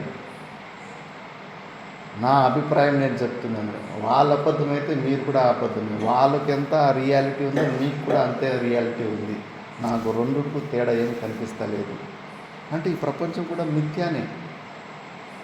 డీప్గా మనం వెళ్ళలేకపోతున్నాం, కానీ వివేకం ద్వారా ఇది కూడా అంత కాల్పనిక జగత్తే. ఇది దానికి దీనికి పెద్ద తేడా ఏమి లేదు, అంత ఊహించుకున్నది అని. మరి అలాగా ఆ వ్యక్తి డిప్రెషన్కి పోయి అంతమందిని లేని వ్యక్తుల్ని ఊహించుకున్నాడా లేదా? ఇట్లే మనం అన్నీ కూడా అంతే. మనము ఈ లోకము లేదు, నేను ముముక్షుని, నేను సాధకుని, ఇవన్నీ అనవసరంగా గట్టిగా నమ్మినాం. ఆ డాక్టర్లు ఎట్లా వాడిని రిపేర్ చేయలేకపోయారు, మనల్ని కూడా ఎవడు రిపేర్ చేయలేకపోతున్నాడు. ఈ జీవభావాన్ని వదిలించలేకపోతున్నాడు. పెద్ద భూతం పట్టుకున్నట్లు పట్టుకుంది జీవభావం. గురువులు డాక్టర్లాగా భలే ప్రయత్నం చేస్తున్నారు, ఎన్నో యుక్తులు ఇస్తున్నారు. నేను మాత్రం ఆ బురదలోనే ఉంటాను, జీవుడు అనే బురదలోనే పొరలాడతాను. నేను దాని నుంచి బయటికి రానని గట్టిగా అక్కడే ఇరుక్కుపోయాను. అసలు లేనేలేడు వాడు జీవుడు. ఈ సాధకుడు మోక్షం కోసం ప్రయత్నం చేస్తున్నవాడు లేనేలేడు, అబద్ధం. సమస్యలని అనుభవిస్తున్న, దుఃఖాన్ని అనుభవిస్తున్నవాడు ఆ జీవుడు లేడు.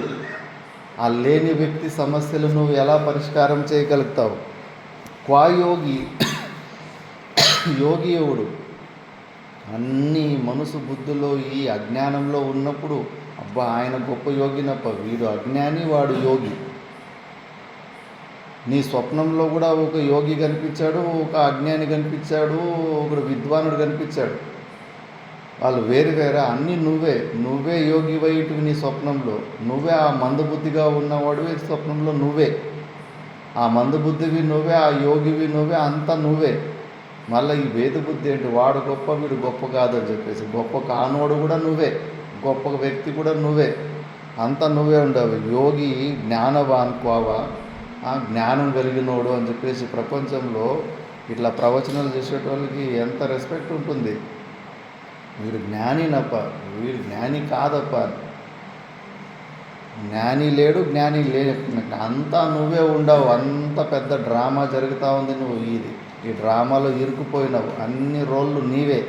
మల్టీ పర్సనాలిటీ డిజార్డర్, నువ్వు ఇప్పుడు మల్టీ పర్సనాలిటీ డిజార్డర్ అని ఒక సైకాలజికల్ డిసార్డర్కి గురి అయిపోయినావు. ఇంకా కింద లాస్ట్ శ్లోకంలో వస్తాడు, గురువు ఎక్కడున్నాడు, శిష్యుడు ఎక్కడున్నాడు, నా గురువు నా శిష్య. నిర్వాణ శతకంలో కూడా గురు భావము, శిష్య భావము అన్నీ అబద్ధాలు, ఎవరు లేరు. ఉన్నదొకటి సచ్చిదానంద స్వరూపమే. అంత అజ్ఞాన దశలోని ఇవన్నీ భాగాలు. క్వాబద్ధ, ఎవడు బంధంలో ఉన్నాడు? ఆ బంధనం అసలు సిద్ధమే అయితే లేదు. బంధనం ఏంటి అని తెలుసుకునే ప్రయత్నంలోనే బంధనం ఎగిరిపోతూ ఉంది గాలికి. అది లేనే లేదు నీలో. అది ఏంటి అని, బంధనం ఏంటి అని చూసుకునే ప్రయత్నంలోనే బంధనం ఎగిరిపోతూ ఉంది గాలిలో. ఎవడు బంధంలో ఉన్నాడు? నీ సచ్చిదానంద స్వరూపాన్ని బంధించేంత మగోడు ఎవడున్నాడు? ఎక్కడున్నాడు? అసలు లేనే లేడు. నువ్వు తప్పితే ఇంకోడు బయట లేనే లేడు. ఎవడిని బంధిస్తాడు? ఉన్నది ఒకే వ్యక్తి అయితే. ఇద్దరు వ్యక్తులు ఉంటే ఈ వ్యక్తి వాడిని కట్టేసినాడు అని చెప్పాలి. ఒకడు లేనే లేడు, తాడు లేదు, ఇంకో వ్యక్తి లేడు. ఎవడిని బంధిస్తాడు? ఎట్లా బంధంలోకి వస్తాడు? అంత పిచ్చి పిచ్చి పనులు చేసుకుని నేను బంధంలో ఉన్నాను, నేను అజ్ఞానంలో ఉన్నాను, ఈ శరీరంలో ఇరుక్కున్నాను, శరీరం నన్ను పట్టుకుందని, నువ్వే చింత చెట్టును పట్టుకుని చింత చెట్టు నన్ను పట్టుకుందని ఏడుస్తున్నావు. బంధనం బంధనం బంధనం అని. బంధనం ఎక్కడుంది? ముక్తుడెవడవుతాడు? బంధనము ముక్తి అనే భావాలు నీ స్వరూపంలో ఎక్కడ ఉంటాయి? ఎప్పటికీ నిత్యముక్త స్వరూపుడివే నువ్వు. అజ్ఞానంలో ఉన్నోడు మోక్షాన్ని పొందుతాడు. అంత ఈ మనసు బుద్ధుల అంతఃకరణ లెవెల్లోనే ఇవన్నీ జరుగుతున్నాయి. ఈ శబ్దాలకంతా అక్కడే. స్వస్వరూపే అహం అద్వయే, నా అద్వయ స్వరూపములు ఇవన్నీ ఏంటివి? నా పిచ్చి కాకపోతే అనవసరంగా లేని బంధాన్ని కల్పించుకున్నాను కదా. నేను ఎప్పటికీ బంధంలోకి రాను. కృష్ణ పరమాత్ముడికి శరీరం ఉంది, శరీరంలో ఎన్ని క్రియలు చేశాడు. మనలాగా అయ్యో నేను బంధంలో ఉన్నాను, నేను మోక్షం కోసం ప్రయత్నం చేయాలి, ఇలాంటి ప్రయత్నాలు ఏమైనా చేశాడా? ఎందుకంటే నిశ్చయం ఉంది, జ్ఞానం నిశ్చయం ఉంది అవతార పురుషుడు కాదు. మనకు ఆ నిశ్చయమే లేదు. పుస్తకాన్ని అల్పత్వ బుద్ధికి వచ్చేస్తుంటాం. నెక్స్ట్, క్వ సృష్టి క్వచ సంహార, క్వ సాధ్యం క్వచ సాధనం, క్వ సాధకః క్వ సిద్ధిర్వా స్వస్వరూపేహమద్వయే, క్వ సృష్టి క్వచ సంహార, క్వ సాధ్యం క్వచ సాధనం, క్వ సాధకః క్వ సిద్ధిర్వా స్వస్వరూపేహమద్వయే.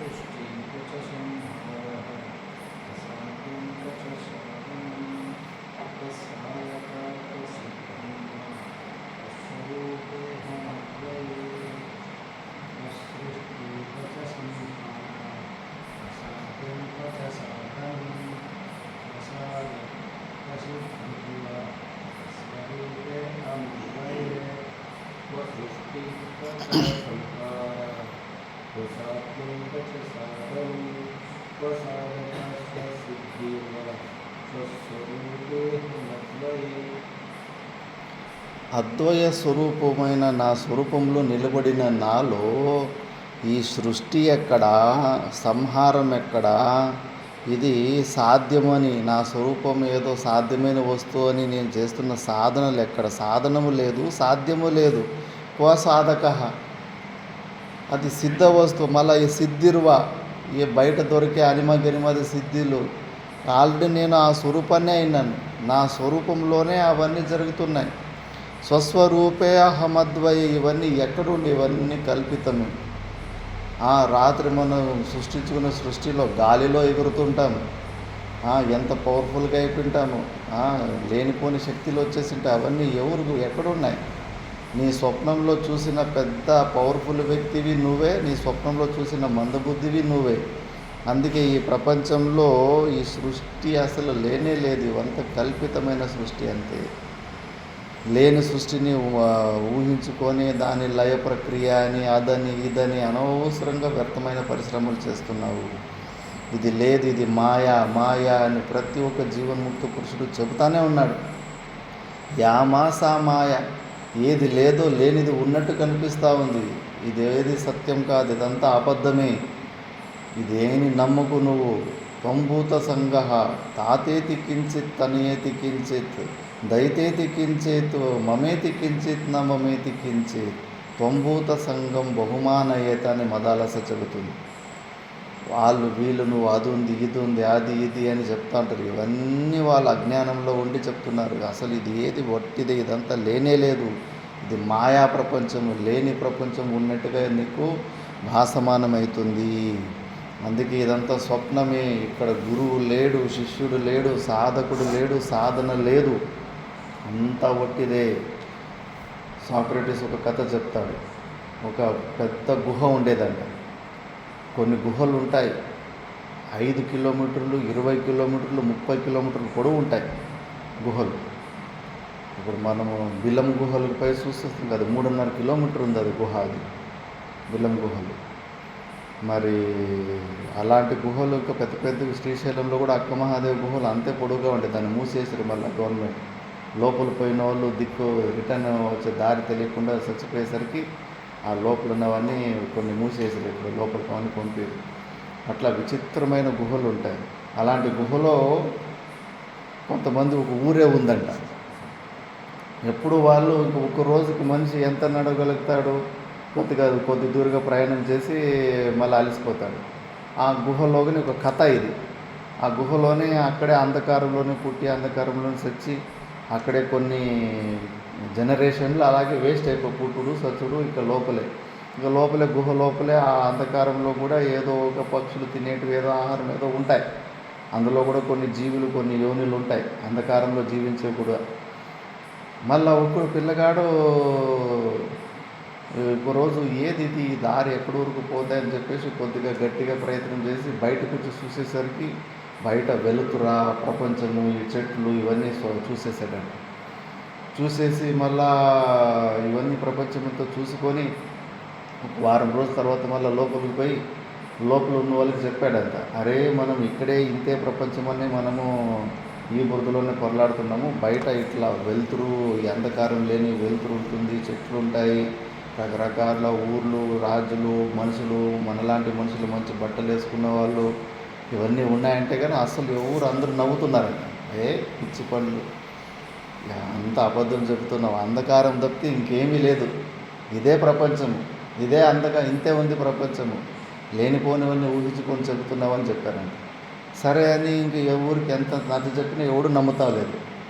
ఒక్కడు మాత్రము ఇతని ఫ్రెండు, అవునరా నాకు నీ మీద కొద్దిగా నమ్మకం వస్తుంది కానీ నేను నా కళ్ళలో చూసేవరకు నేను నమ్మును అని, రా నేను తీసుకెళ్తానని చెప్పేసి దాన్ని తీసుకొచ్చేసి ఆ గుహ నుంచి బయట అవన్నీ చూపిస్తాడు. అప్పుడు అవును రే ఇది నిజమే, అనాది కాలం నుంచి మనం ఈ సత్యం తెలుసుకోకుండా అంధకారంలోనే మనం పోరాడుతున్నాము, ఇప్పుడు నువ్వు ఆ కళ్ళు తెరిపించావని ఇంకా రా లోపల పోయి ఇప్పుడు మనం నిద్రపోయి చెప్పుదాము, వాళ్ళు నమ్ముతారంటే నా పని అయిపోయింది. నేను ఈ సత్యాన్ని తెలుసుకొని ఈ పరంపర రుణం తీసుకోవడానికి నేను నిన్ను ఒకరిని బయటకు తీసుకొచ్చాను, నువ్వు ఇంకోనికి శ్రద్ధను కలిగించేసి అంధకారం నుంచి ఇంకోని నువ్వు బయట తీసుకొచ్చేసి నీ పని అయిపోతుంది, మళ్ళీ వాడు ఇంకోటికి నచ్చ చెప్పుకుంటాడు. ఇది మన గురు పరంపరలు అంతగా ఒక్కడు ఈ సత్యాన్ని తెలుసుకొని ఇది స్వప్నంరా నాయన, అధిష్టానంలో మనమందరూ ఒకటే, ఇప్పుడు నేను వేరు నువ్వు వేరు, నేను గురువు నువ్వు శిష్యుడు, వాళ్ళ తాత వీళ్ళు ముత్తాత అని భేదభావాలతోటి ఉన్నాం మనం. బింబ రూపంలో ఒకే వ్యక్తి అధిష్టానంలో మనం అందరూ ఒకటే బింబ రూపంలో, ప్రతిబింబ రూపంలోని ఇట్లా వేరువేరుగా ఉన్నాం అని జ్ఞానాన్ని తెలిసి స్వరూపంలోకి ఒకటి వెళ్ళిపోయి ఇంకొకనికి శిష్యుని తయారు చేసి వానికి జ్ఞానాన్ని ఇచ్చేసి అలా స్వరూపంలోకి ఒకరొకరే అలా మోక్షాన్ని పొందుతూ ఉంటారు. అంతే. ఈ స్వప్నంలో పొరలాడుతున్న వాళ్ళలో ఇట్లా ఎవరికి పూర్వజన్మ సుకృతం ఉందో వాడు అట్లా రిలాక్స్ అయిపోతూ ఉంటాడు. ఇంతే. వాస్తవికంగా అనేకులు లేరు. ఈ ప్రపంచము ఉంది అన్న దానికి కొద్దిగా కూడా ఆస్కారం ఇవ్వద్దు. వశిష్ఠ మహర్షిది ఆ దృష్టాంతం గుర్తుపెట్టుకోవాలి. 100 సంవత్సరాలు మళ్ళా ఈ అజ్ఞానాన్ని అంతా తొలగించుకుని స్వరూపంలో సమాధి స్థితికి వెళ్ళిపోయి 100 సంవత్సరాల తర్వాత అవును ఇప్పుడంతా నేను స్వరూపంలో ఉన్నాను, లయం అయిపోయింది కదా, ఇంకా నాకు భిన్నంగా ఇంకేమి వేరే సృష్టి ఏమి ఉండదేమో అని కొద్దిగా కుతూహలత వచ్చి క్యూరియాసిటీ వచ్చి కళ్ళు తెరిచి చూస్తే 2 సూర్యులు 2 చంద్రులు కనిపించాయి. మిమ్మల్ని ఎవరు సృష్టించాడని అడిగాడు వశిష్ఠుడు. అదేంటి నువ్వే సృష్టించి మమ్మల్ని అడుగుతావేంటి? నేనెప్పుడు సృష్టించాను అన్నాడు. నీకు ఎప్పుడు క్యూరియాసిటీ పుట్టిందో ఇంకా నేను చూసిన సృష్టి కన్నా ఇంకేమన్నా భిన్నమైన సృష్టిలు ఇంకేమన్నా ఉన్నాయి ప్రపంచంలో, అప్పుడే మా సృష్టి అయిపోయింది. అవకాశం నువ్వే ఇచ్చావు కదా, తావు, ఇంకేమన్నా వేరే ప్రపంచం ఉందా లేదా ఇంకేమన్నా అని చెప్పేసి ఆ అవకాశం ఇచ్చి సంభావన బుద్ధి ఇచ్చినందుకు అవి నీ ప్రొజెక్షన్కి అనుకూలంగా అలాంటివి కనిపించేస్తూ ఉంటాయి. మళ్ళీ ఇంకోసారి అవకాశం ఇవ్వద్దు. నువ్వు తప్పితే నీకు భిన్నంగా ఏమీ లేదు. దృశ్య వస్తువులన్నీ నిత్యానే, అదన్నీ నీ స్వరూపమే. ఏం బాగుంది ఈ జన్మ, ఎంత పరాధీన అవస్థ ఈ శరీరం, దెబ్బల మీద దెబ్బలు పడతా ఉన్నాయి. ఎంత చండాలమైన శరీరము, దీంట్లో ఉన్న డీఫాల్ట్స్ నువ్వు చూసుకో. ఎందుకు ఈ శరీర బాబు తుచ్చమైన ఈ శరీరంలో ఇరుక్కుపోతున్నావు? సుషుప్తి అవస్థలో ఎంత హాయిగా ఉన్నావు, ఏ లొల్లి లేదు, ప్రపంచం లేదు, శరీరం లేదు, ఎంత హాయిగా ఉన్నావు. ప్రతిరోజు నీకు ఆ అనుభవం కలుగుతుంటే మళ్ళా ఈ పరిచిన్న బుద్ధికి ఈ ప్రపంచము, మంది, వాళ్ళు వీళ్ళు కావాలి. కొంతమంది ఏకాంతంగా ఉండలేరు, 4-5 మంది కూర్చొని ముచ్చట్లు చెప్తేనే కొద్దిగా జీవం ప్రాణం వచ్చినట్లయితుంది. రాంపూర్ రాజశేఖరప్ప ఆస్ట్రేలియాకి కొడుకులు ఉన్నారు కదా, కొడుకుల దగ్గర 6 నెలలకు 9 నెలలకు వీసా పర్మిషన్ తీసుకొని అక్కడ తీసుకెళ్ళాడు. కానీ అక్కడ అన్నీ దొరుకుతాయి అక్కడ, కానీ ఫ్రెండ్స్ దొరకరు. సాయంత్రం పూట్లో కూర్చొని ముచ్చట పెట్టడానికి అక్కడ ఎవరు ఫ్రెండ్స్ దొరకరు. నెల కూడా ఉండలేకపోయాడు, నెలకే పారిపోయి వచ్చేసాడు. ఎందుకు వచ్చేసావు? 6 నెలల కోసం చెప్పించింది కదా అంటే, మనకు కాదబ్బా, ఇక్కడ మంది సాయంత్రమై కాసేపు రచ్చకట్ట మీద కూర్చొని 4 ముచ్చట్లు చెప్తే అదే ఆనందం. ఆ ఒంటరితనం అలవాటు లేదు. ఎప్పుడు ఫ్రెండ్ సర్కిల్లో 4-5 ముచ్చట్లు చెప్పేటోళ్ళు మధ్యలో ఉండి అలవాటు పడిపోయినాం. అవన్నీ అలవాట్లు తగ్గించుకోవాలి. వివిక్త దేశ సేవిత్వం, ఏకః భిక్షుః యథోక్తః స్యాత్, ద్వాభ్యాం తు మిథునం భవేత్, త్రిభిగ్రామ సమాఖ్యాతః చతుర్భిస్తు నగరాయతే. ఒక్కడే ఉంటే యథార్థంగా సాధన జరుగుతుంది. 2 ఉంటే కన్నా భార్య భర్తలాగా ఇంకా ముచ్చట్లు పెట్టుకుంటూ ఉంటారు. మాట్లాడాలనుకుంటే ఏదోటి తోడి మాట్లాడుకునే విషయాలు ఏదో ఒకటి టాపిక్ దొరుకుతుంది. ఏమి దొరికిపోతే ఏపు చెట్టు ఆకు ఉంటే కానీ ఆకు గురించి 1 గంట మాట్లాడచ్చు, కరివేపాకు గురించి 2 గంటల సేపు మాట్లాడచ్చు, కొత్తిమీర గురించి 4-5 గంటల సేపు మాట్లాడచ్చు మాట్లాడాలనుకుంటే. వద్దు, ఇవన్నీ అనవసరము, అంతా ఊరికే ఎనర్జీ వేస్ట్, టైం వేస్ట్ అనుకొని మంచిగా స్వరూపంలో లయం అయిపోవాలి. ఈ లొల్లే వద్దు, ఈ ద్వైత భావం చూసేదే వద్దు, నాకు భిన్నంగా ప్రపంచాన్ని చూసేదే వద్దు. నాకు భిన్నంగా ప్రపంచాన్ని చూస్తే అదే నన్ను ఇబ్బంది పెడుతుంది అని మొత్తము కుతూహలత, క్యూరియాసిటీ లేకుండా కౌతూహల రాహిత్యం జీవన్ముక్తస్య లక్షణం. అలాంటి స్థితికి వెళ్ళేసి నిర్గుణ నిరాకార స్వరూపంలోకి మనం అక్కడే నిలబడాలి. లేదంటే కనుక ఇవన్నీ తప్పింది కాదు. ఇప్పుడు జీవన్ముక్త జనక మహారాజు దాన్ని అనుభవించి చెప్పుకున్నాడు. మిగతాది మనం ఉదయం క్లాస్లో విచారణ చేసుకుంటాం. ఓం పూర్ణమదః పూర్ణమిదం పూర్ణాత్ పూర్ణముదచ్యతే పూర్ణస్య పూర్ణమాదాయ పూర్ణమేవావశిష్యతే. ఓం శాంతి శాంతి శాంతి.